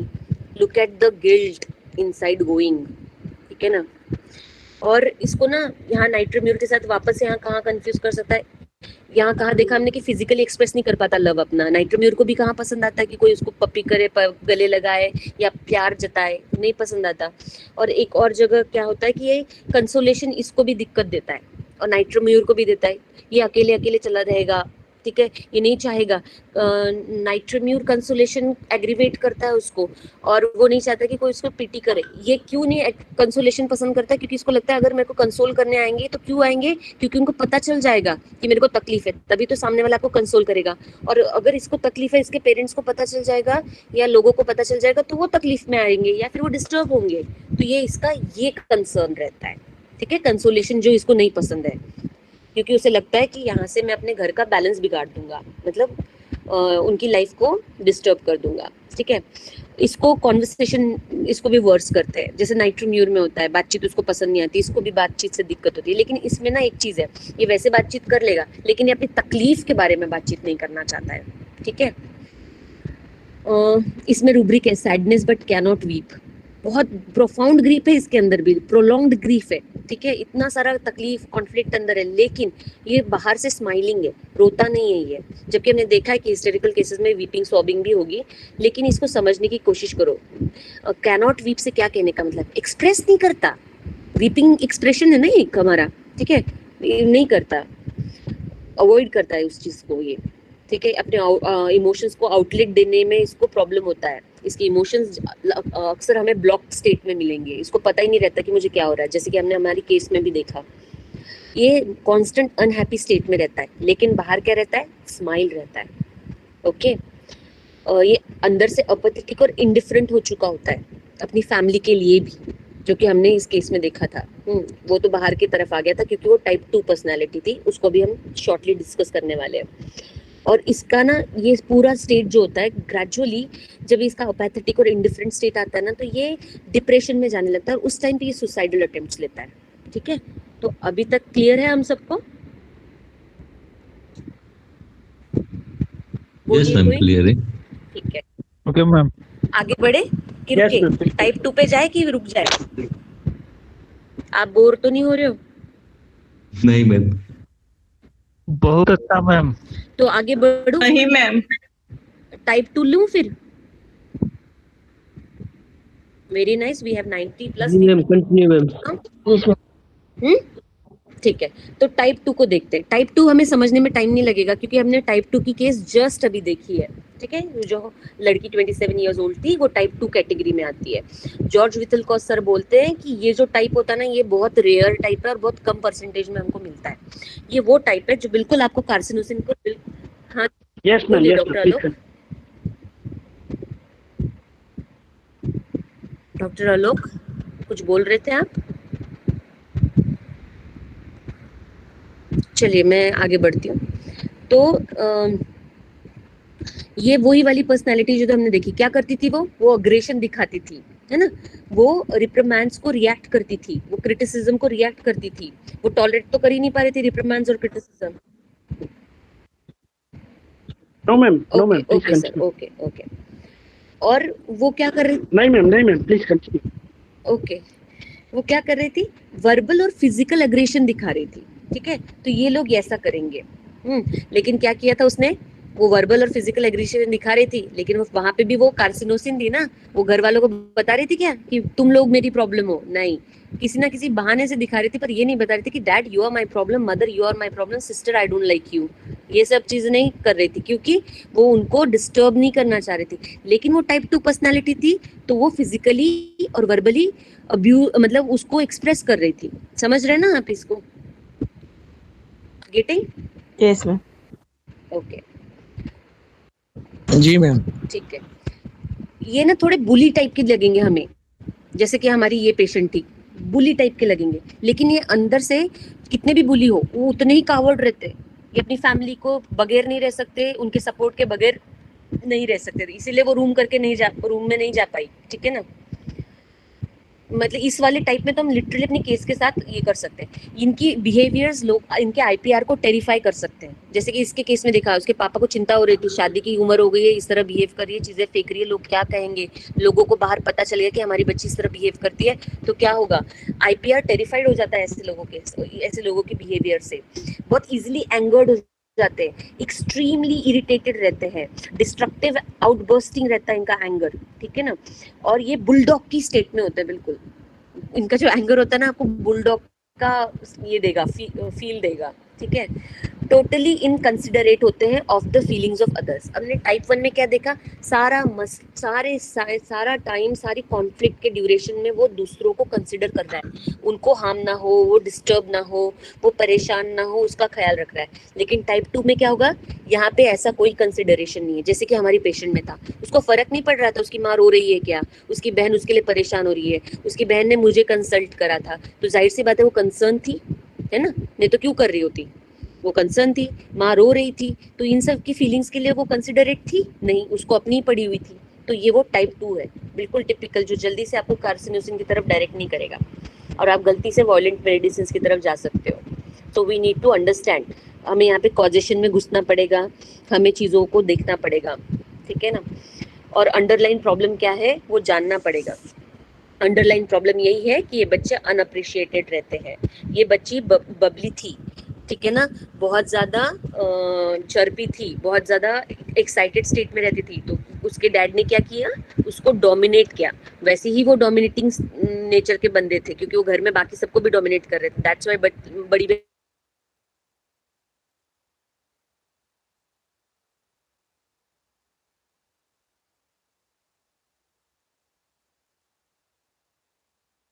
ना करे, हो जाए इस चीज से, समझने की कोशिश करिए। बेटियों को मुझे लगता है, जैसे उन्हें लगता है कि ये हक ही नहीं है कि आप अपने आप को एक्सप्रेस कर सको। Please do not get offended, try to understand what I want to say. जो फ्रीडम लड़के को मिलता है, थोड़ा सा यूपी के कल्चर में है कि लड़कियों के लिए वो आइडियोलॉजी नहीं है, ठीक है, इजीली एक्सेप्टेबल नहीं है। हो सकता है उनके फादर उस वाली मेंटालिटी से आते हो और इतनी बबली उछलती कूदती बच्ची उनको दिक्कत दे रही हो, और उन्हें लगा कि नहीं, अगर मुझे मेरी सोसाइटी में रहना है, आगे चल के इन बच्चियों की शादी करनी है, तो मुझे इसको कंट्रोल करना पड़ेगा, इस एनर्जी के साथ मैं इसको नहीं मतलब नहीं आगे बढ़ने दे सकता। And he went on dominating that kid. ऊपर से उसके साथ वो टीचर वाला एलिमेंट आ गया एक्यूट स्टेट में, जहां से सीन बदल गया। Okay fine. देन मैंने जो विशेष सर्कल कहा था, इसको कभी मत भूलिएगा, अपनी प्रैक्टिस में हमेशा याद रखिएगा। एंड मेरी रिक्वेस्ट है कि पेरेंट्स को काउंसल जरूर करिएगा, ठीक है, क्योंकि ये उनको बहुत सप्रेशन देता है बच्चों को, और बार बार उनके साथ वही असॉल्ट बार बार हो रहा होता है, जो कि बहुत गलत स्टेट में, क्योंकि ये बच्चे बताते भी नहीं है। तो आप इस चीज़ को जरूर ध्यान रखिएगा। ये जो टाइप होता है ना, ये अपने फैमिली की तरफ, अपने रिलेटिव की तरफ, मतलब जो स्पेशली इनको क्रिटिसाइज करते हैं, ठीक है। और क्रिटिसिज्म भी कैसा है, बहुत लो लेवल का क्रिटिसिज्म है, बहुत लो लेवल का। जैसे तुमने ये क्यों किया, तुम तो हमेशा झगड़ा करती हो, तुम्हें पानी मांगो तो तुम देती नहीं हो। कार्सिनोसिन के मामले में ट्राइफल्स नहीं भूलने का, ट्राइफल्स हमेशा रहेगा, छोटी छोटी बातें, ठीक है, कोई बड़े इश्यूज नहीं रहते इसके लाइफ के, मतलब अगर जड़ में जाएंगे तो। पर रिस्पॉन्सिबल बंदा है तो ग्रेट रिस्पॉन्सिबिलिटी के साथ क्या बोलते हैं, बहुत सारे स्ट्रेसेस भी आते हैं, तो ऐसा नहीं कि नहीं होंगे, लेकिन जब आप इसके अंदर डीप डाइव करेंगे ना, अंदर घुसेंगे, तो पता चलेगा छोटी छोटी बातें थी जिनसे इसको दिक्कत चालू हुई। ओके ये हमेशा ये टाइप 2 वाला बैड वर्ड्स यूज करेगा, अब्यूज करेगा, बहुत रिएक्ट करेगा ऐसे तरीके से जिससे इसका आईपीआर परेशान हो जाए। ये हर्ट होगी और ये हर्ट सामने वाले को फील भी कराएगी। ये अग्रेसिव होगी, ठीक है, और कई बार एब्सोल्युटली अनएक्सेप्टेबल बिहेवियर करेगी, जिससे ये आईपीआर इसको अभी इनके घर में ये हाल हो गया ना, ये इसको रख भी नहीं सकते, मतलब क्या बोलते हैं ना, निगल भी नहीं सकते और थूक भी नहीं सकते, ऐसी सिचुएशन में इसका आईपीआर हमारी केस का सेम पिक्चर रहेगा टाइप 2 का, because she is classical type 2 carcinosin, ठीक है। इसका सारा with in out and without का कॉन्फ्लिक्ट रहता है, जो कि मैंने बताया था, बस एक पर्दे के इधर और पर्दे के उधर का सीन रहता है, ठीक है। और इसके बिहेवियर्स कैसे रहेंगे, ऑब्जेक्शनेबल रहेंगे, मतलब सोसाइटी इसको एक्सेप्ट नहीं करेगी इस बिहेवियर के साथ। ये आपका टाइप 2 पर्सनालिटी है, ओके। अब हम सेकंड क्वालिटी पे जाएंगे, रुक जाएं या कंटिन्यू करें, 10 बज चुके। मैडम 10 मिनट कर सकते हैं, आप मिजाज मूड पे है, आप 5-10 मिनट दे दीजिए सर्विस मैडम, ठीक है। फिर हम लोग अगले 10 से 15 मिनट में खत्म करने की कोशिश करते हैं, चलेगा? दौड़ेगा मैडम। किस किस को भूख लगी है? 10 मिनट भी, 10 से 15 मिनट बर्दाश्त हो जाएगा? हो जाएगा मैम, अभी Okay, तक ma'am. 93% है, एक भी ऑप्शन नहीं हुआ अभी तक, तो कंटिन्यू करें, सर ने बोला। चलो ठीक है, फिर आगे बढ़ते हैं। अब दोनों बोथ टाइप के पर्सनालिटीज का सीन बताते हैं, ठीक है।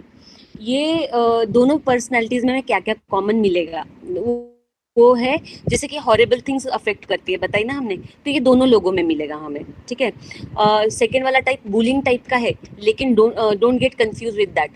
उसको भी हॉरिफाइड चीज़ों से या फिर जिन चीज़ों से उसको लगता है कि ये मेरे को डर लगती है इन सब चीज़ों से, उससे उसको दिक्कत चालू हो सकती है, या फिर वो डर सकता है किसी भी वॉयलेंट चीज़ों से, वो डर सकता है। अच्छा, टाइप 2 को भी वो झगड़े कर रहा है, लेकिन उसको झगड़ों से दिक्कत है, हाँ समझो, ये कार्सिनोसिन का बेसिक रूब्रिक है। तो ये दोनों टाइप में आएगा। ये कर रही है तो ठीक है, इससे कोई करेगा तो दिक्कत है, क्योंकि वही तो है ना, रोना। जरा सा भी क्रिटिसिज्म नहीं बर्दाश्त हो रहा तो किसी का झगड़ा बर्दाश्त होगा इनको? सवाल ही नहीं पैदा होता, ओके। और अभी हम इसको ना स्ट्रैमो के साथ भी मतलब दिक्कत हो सकती है, क्योंकि स्ट्रैमो में हम देखते हैं कि हॉरर स्ट्रैमो हुआ, फॉस्फोरस होगा, ये बच्चे क्या होते हैं, इनको गोस्ट से डर भी लगेगा और इनको गोस्ट की कहानियों में इंटरेस्ट भी होगा, इनको सुनना भी है, इनको देखना भी है, और इनको बाद में डरना भी है। तो ये हाल इनका भी है, कार्सिनोसिन का भी है, ठीक है। सुपर नेचुरल चीजों के साथ बिलीव करते हैं। कार्सिनोसिन में कुछ केसेस आपको ऐसी मिलेंगी कि इनको क्या लगेगा, I am very special person, I have a special powers, I can communicate with the extra territorial subjects, जैसे कि मैं एलियन से बात कर सकता हूँ, या फिर मैं उनकी चीज़ें समझ सकता हूँ, या फिर क्या बोलते हैं वेदर में क्या चेंजेस होने वाले हैं, या फिर नेचर में क्या मैनिपुलेशंस होने वाले हैं, मैं सेंस कर सकता हूँ। ऐसा कार्सिनोसिन के बच्चों को कई बार लगता है, या कार्सिनोसिन के इंडिविजुअल को ऐसा लग सकता है। एक हमारे पास रूब्रिक है, एक क्या 2 रूब्रिक है, जिसमें क्लियरली है कि थंडरस्टॉर्म उसको पसंद भी नहीं है और थंडरस्टॉर्म को वो इंजॉय भी करता है एट द सेम टाइम, जैसे कि सेपिया करता है, ठीक है, ओके। अब हम नेक्स्ट वाले पे चलते हैं। इसका ना ऑर्डरली, परफेक्शनिस्ट होना या फेस्टिडियस होना समझते हैं, ठीक है। ये ऑर्डरली, परफेक्शनिस्ट और फेस्टिडियस जो गुण है, ये बेसिकली टाइप 1 का गुण है, ये टाइप 2 पे बिलोंग नहीं करता, ठीक है। अब वो फेंक रहा है, तोड़ रहा है, तो कहाँ से परफेक्शनिस्ट होगा, कहाँ से टाइडी हो जाएगा, समझ में आ रहा है ना? तो वो टाइप 2 की क्वालिटी नहीं है, ये टाइप 1 की एक्सक्लूसिव क्वालिटी है। अब इसमें क्या होता है, ये इनको ये सबसे जरूरत पहले पड़ती है कि इनको ऐसा रहना क्यों है। वैसे हम ये कवर कर चुके हैं, बट इसको एक रिपीटेशन समझ लीजिए। इसकी वजह क्या है, क्यों ये ऑर्डरली, परफेक्शनिस्ट और फैस्टिडियस? अब आप सबके पास इसका जवाब है, आई नो, लेकिन अभी हम हल्के से फटाफट ले लेते हैं। ये क्यों करते हैं ये सब? अपने आईपीआर को खुश करने के लिए, ठीक है। इतने परफेक्ट हो जाते हैं कि वो गलती से इसको टोक ना दे, गलती से इसको क्रिटिसाइज ना कर दे, तो इसलिए अपना 100-200% देगा और कोई गलती नहीं करेगा, क्योंकि गलती इसके लिए डेथ के माफिक है, क्योंकि उसे पता है क्योंकि गलती किया तो क्रिटिसाइज करे जाएगा, और क्रिटिसाइज किया कि फिर से खंजर खूपेगा, और फिर से वो tormentation, humiliation and that abuse will start inside. कितना वो उसको टॉर्चर करता है, वो सब चीजें, वो सब चालू हो जाएगा। इस डर से वो अपने आप को परफेक्शनिस्ट बनाता है, इस डर से वो फेस्टिडियस बनता है। समझ आया? अब आगे चलते हैं। इसके अंदर स्ट्रॉन्ग सेंस ऑफ ऑर्डर इसी वजह से आता है, just to, not to take that, वो मतलब मेरे पे वो हालात ही ना बने कि सामने वाले को मेरे को टोकना पड़े, इस चक्कर में ये सब चीज कर जाएगा। He has a conscience for trifles, ठीक है। अब ये ट्राइफल्स हमने टाइप 2 के समझ लिए थे, टाइप 1 के क्या होगा, ये ट्राइफल्स क्या, जैसे उसके घर वालों ने ये भी सोचा तुमने ये तो बहुत अच्छा बनाया लेकिन इसमें ये चीज रह गई, लग गया हमको, तकलीफ हो गई हमको, चुभ गया हमको, ठीक है।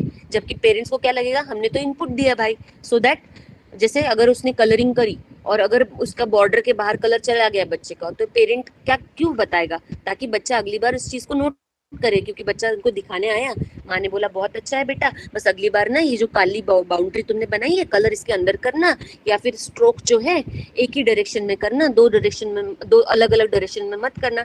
माँ के लिए तो ये इनपुट हुआ जो उसको बेनिफिट कर सकता है आगे चल के, वो सुने, क्योंकि वो सुनता है, उसका माँ को तो पता है कि मेरा बच्चा सुनता है और वो सुनेगा भी, अगली बार वो पक्का उसको फॉलो करेगा। लेकिन किस कॉस्ट पे करेगा, अंदर तो रिप्रिमांड्स ने दिक्कत कर दी, ठीक है ना। इधर तो स्माइल करके हाँ बोला, अगली बार पूरी कोशिश की, काले के बाहर भी नहीं गया, एक ही स्टाइल में उसने एक ही स्ट्रोक से पूरा ड्राइंग किया, सब करेगा, लेकिन किस स्पेस से करेगा कि मैं कहीं गलती ना कर दूं, मेरे को टोक ना दे, ठीक है। बहुत बुरा हाल है इस बच्चे का कसम से, ओके। इसी चक्कर में बन जाता है वो इंडस्ट्रियस, क्योंकि उसको कोई गलती नहीं करनी, तो क्या करना पड़ेगा, बार बार अपने काम को रिव्यू करना पड़ेगा। काम को रिव्यू करोगे तो टाइम लगेगा, आप उसको बार बार करोगे, आप उसको समय दोगे तो आप ज्यादा से ज्यादा समय उसमें बिजी रहोगे, तो that's why you are industrious, because most of the time you are working out with your project, you are working on your projects, आप सारा टाइम काम कर रहे हो, ठीक है। तो दैट इज व्हाई, कहाँ से आए industriousness, from the space of not making mistake. Why he don't want to make mistake, बहुत क्लियर है, because he don't want to get criticized, simple।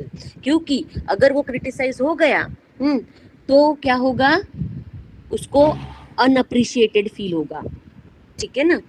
ये सीधा इक्वेशन है इसका। सेकेंड टाइप में हमें पूरा अनअलाइनमेंट मिल सकता है, अनटाइडीनेस, इंडिफरेंस टू एनवायरनमेंट, जो भी उसका आजू बाजू का है, ऑर्डर डिसिप्लिन से कोई नाता नहीं हो सकता है, ठीक है। तो ऐसे कार्सिनोसिन को भूलना नहीं है, कार्सिनोसिन ऐसा भी आ सकता है हमारे पास। और इसी वजह से मैंने आपसे, क्योंकि मोस्ट ऑफ द टाइप 1 की केसेस हमारे साथ ज़्यादा शेयर होती है, टाइप 2 हमारे साथ कम होता है, तो इसीलिए मैंने टाइप 2 को शेयर करना पसंद किया, क्योंकि ये भी एक बहुत ब्यूटीफुल फैसेट है जो हमें कंफ्यूज कर सकता है, ठीक है। टाइप 2 बहुत डिसऑर्डर टाइप का हो सकता है। फिर एक और क्वालिटी आती है, वो है एंशियस और फियरफुलनेस। फियरफुल रहता है ये, बहुत एंशियस रहता है। ये कार्सिनोसिन का ना इंटीग्रल पार्ट है, एंशियस होना, फियरफुल। एंजाइटी कहाँ से आती है, अगेन जब कोर समझ गए ना हम, तो सब चीज वहीं से आएगी, जड़ वहीं पर है ना।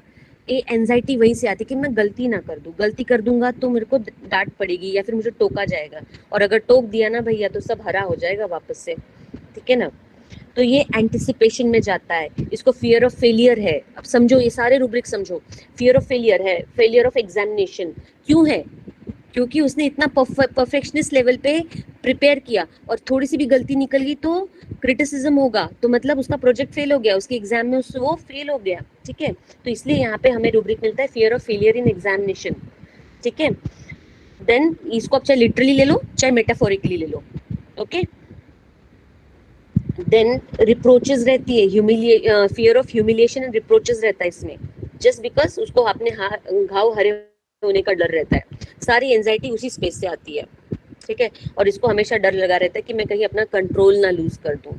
कंट्रोल क्यों लूज करेगा ये भाई, क्योंकि किसी को पता हो ना हो, इसको तो पता है अंदर कुछ और चल रहा है, बाहर कुछ और चल रहा है। तो जब उसे पता है कि दोनों एनवायरनमेंट एकदम अपोजिट है, तो उसको डर तो लगा रहेगा ना कि जब मैं चाहता हूँ कि बाहर का एटमॉस्फेयर डिस्टर्ब ना हो, बाहर का एनवायरनमेंट डिस्टर्ब ना हो, और मेरे अंदर इतनी डिस्टर्बेंस है और गलती से कभी मैं नहीं कंट्रोल कर पाया और एक्सप्रेस कर दिया, तो मेरा तो पूरा पर्पज ही डिफीट हो जाएगा कि मैं माँ बाप को दुखी नहीं करना चाहता और मैंने वही कर दिया।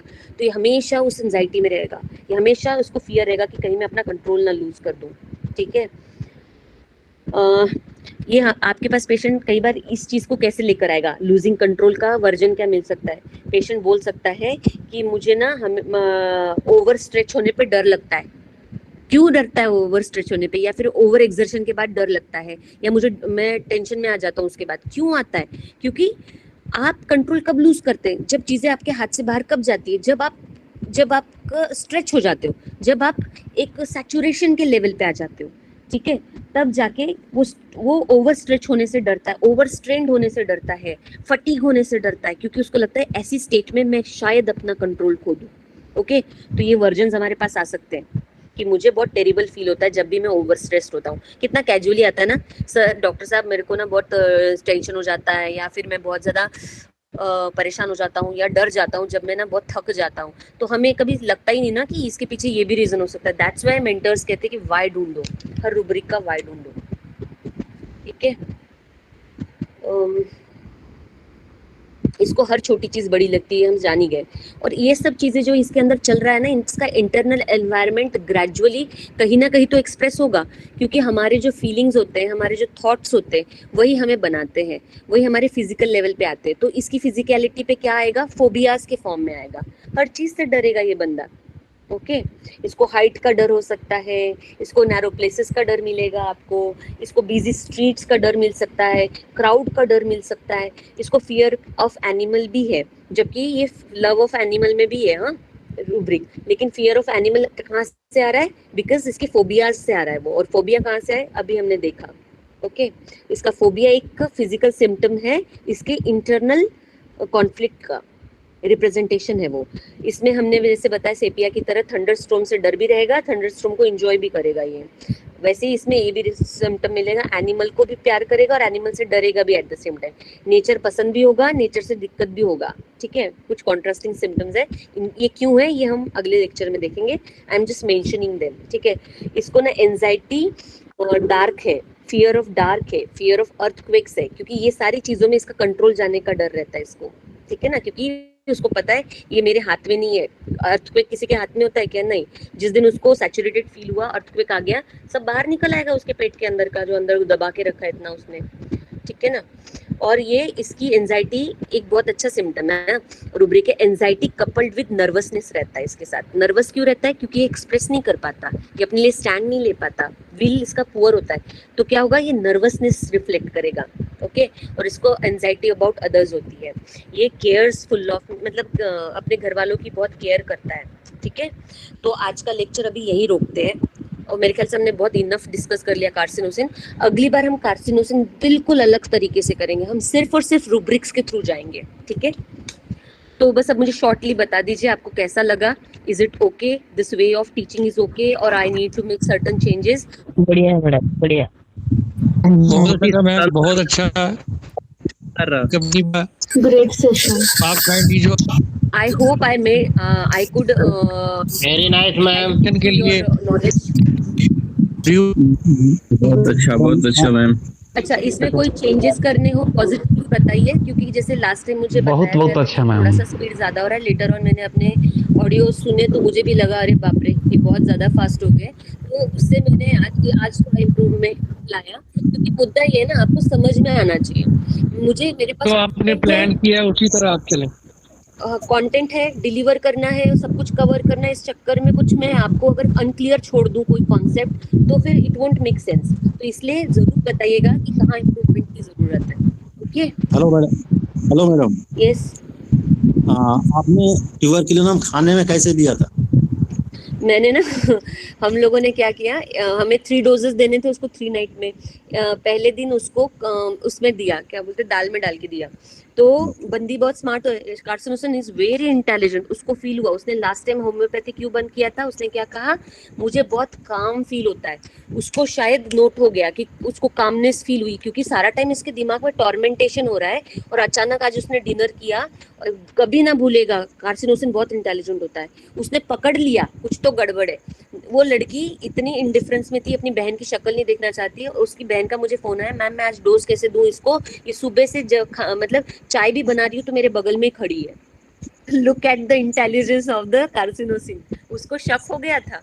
तो फिर दूसरे दिन हमने दूसरा डोज पीस के गोलियों को आटे में उसकी रोटी बनाई थी और थर्ड डोज हमने बाहर से खाना मंगाया, क्योंकि उसको पूरी तरह शक हो गया था। और उसने उस दिन खाना भी मना कर दिया कि मैं खाऊंगी नहीं। तो फिर इसकी बहन ने क्या किया, हम लोगों ने प्लान बनाया कि बाहर से खाना लाओ, उसको शक नहीं होगा, और जब आप पैक करोगे तो आप उसकी और तीनों लोग अलग अलग डिशेस, ये बोलो पहले उससे पूछो वो क्या खाएगी, और बाकी लोग फिर अलग अलग डिशेस बताओ, सो दैट उसको ये ना हो कि वो अपनी डिश दूसरे के साथ एक्सचेंज कर सके, क्योंकि वो इंटेलिजेंट हमको समझ में आ गया था, बुरी तरह से पकड़े जाएंगे। तो हमने फिर प्लान बनाया कि तीनों लोग अलग अलग डिशेस लेना, पहले उससे पूछना, और जो वो बोलेगी उसके दूसरे आप लोग बोलना, और उसके खाने में फिर वो डालना। तो थर्ड डोज हमने ऐसे दिया था।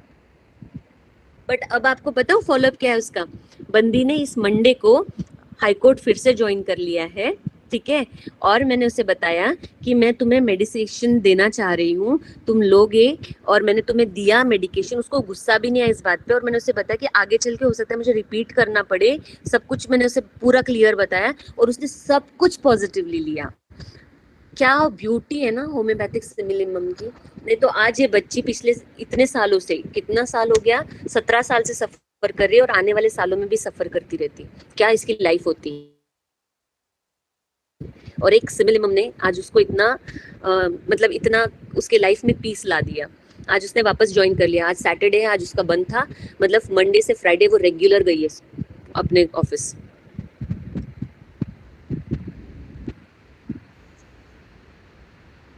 क्या हो गया, अपनी पब्लिक सो गई क्या? नहीं मैम, fearless नहीं मैम, fearless चले फिर, yes, ठीक है। fearless very good तो फिर क्या बोलते हैं, एक छोटे से प्रॉमिस के साथ कि हम लोग मैम एस्टोनिस्ट हो गए। कार्सिनोसिन के अब सब एक आवाज में अनम्यूट करके मेरे को अगर लेक्चर पसंद आया तो एक गिफ्ट दीजिए। सब लोग अनम्यूट करके बताइए, कार्सिनोसिन के रूब्रिक पढ़ के आएंगे? yes ma'am sure yes madam, करके आइए और देखिए अगला सेशन बहुत अच्छा होगा अपना, ठीक है? ओके अच्छा, और इसी प्लेटफॉर्म पे मैं एक और चीज बताना चाहती हूँ। पिछले मतलब अभी कुछ 4-5 दिन पहले से, या फिर रफली एक हफ्ते से आई एम फाइन।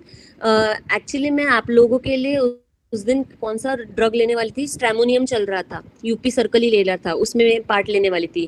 तो ये वो टाइम है जब मैं स्ट्रेमोनियम शाम को लेने वाली थी, और सुबह मैंने राणा सर को फोन किया कि सर मैं नहीं ले पाऊंगी because I am having high grade fever और मेरी तबीयत बहुत खराब है। तो राणा सर ने मुझे प्रपोज किया कि मैम आप भले लेक्चर मत लीजिए, लेकिन हमारे प्लेटफॉर्म पे एक सुविधा है कि आप यहाँ पर अपनी केस दीजिए और हम लोग उसको डिस्कस करके आपको रेमेडी देंगे। तो ऐसा हुआ, मैंने अपना केस दिया इस प्लेटफॉर्म पे, वो केस डिस्कस हुआ, एंड ट्रस्ट मी, मैंने जैसे कि हमेशा से बोला है, मैं हमेशा ग्रैटिट्यूड देना चाहती हूँ। हमारा एक ग्रुप है आर्डर ग्रुप, वो मुझे दिन ब दिन बेटर और बेटर बना रहा है, मुझे एक बेहतर होम्योपैथ बना रहा है। तो मैं हार्टली ग्रैटिट्यूड देना चाहती हूँ इस ग्रुप को, क्योंकि ये मुझे बना रहा है। तो ये आर्डर ग्रुप मेरे सीनियर थे, उनको भी मैंने केस दिया था। तो ब्यूटी इज दैट कि जब इस प्लेटफॉर्म पे मेरा केस लिया गया, सेम मेडिसिन आई, और मेरे उस वाले सीनियर ने भी सेम मेडिसिन दी जो हमारी मेंटर है, सेम मेडिसिन आया। एंड ब्यूटी इज दैट कि वो मेडिसिन आने के बाद मैंने वो मेडिसिन कंज्यूम किया, एंड उससे पहले मतलब उस ड्यूरेशन में मुझे हुआ क्या था, मुझे टाइफाइड हो रखा था, ऊपर से मुझे कोविड हो गया था। मेरा स्कोर 12 था, मैं ब्रेथलेस थी बहुत भयंकर, एंड मैंने केवल 10 से कम दिनों में 5 किलो वजन लूज कर दिया था।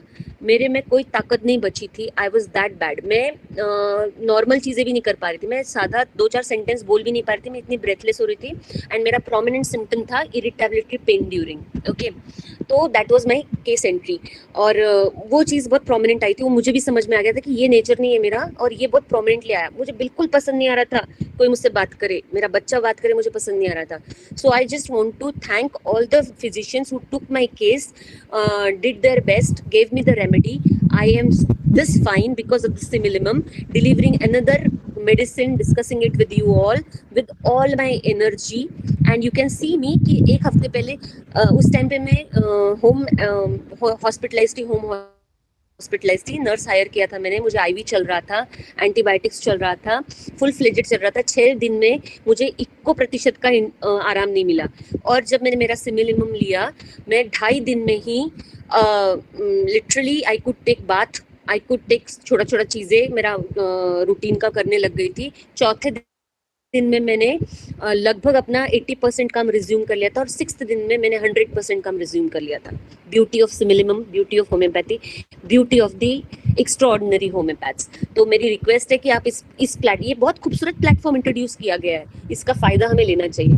इस प्लेटफॉर्म पे जो आपकी अटकी हुई केसेस है जिस पे आपको गाइडेंस चाहिए, आप उनको भी डिस्कस कर सकते हो, आप फ्रेंड्स एंड फैमिली और अपनी केसेस भी डिस्कस कर सकते हो. It's a beautiful platform, make use of it. This is a request and it's like it's really beautiful and I really thank you Rana sir कि आपने मुझे ये मौका दिया. And thank you all the panelist who were present that day and who worked on my case, gave their precious time to me.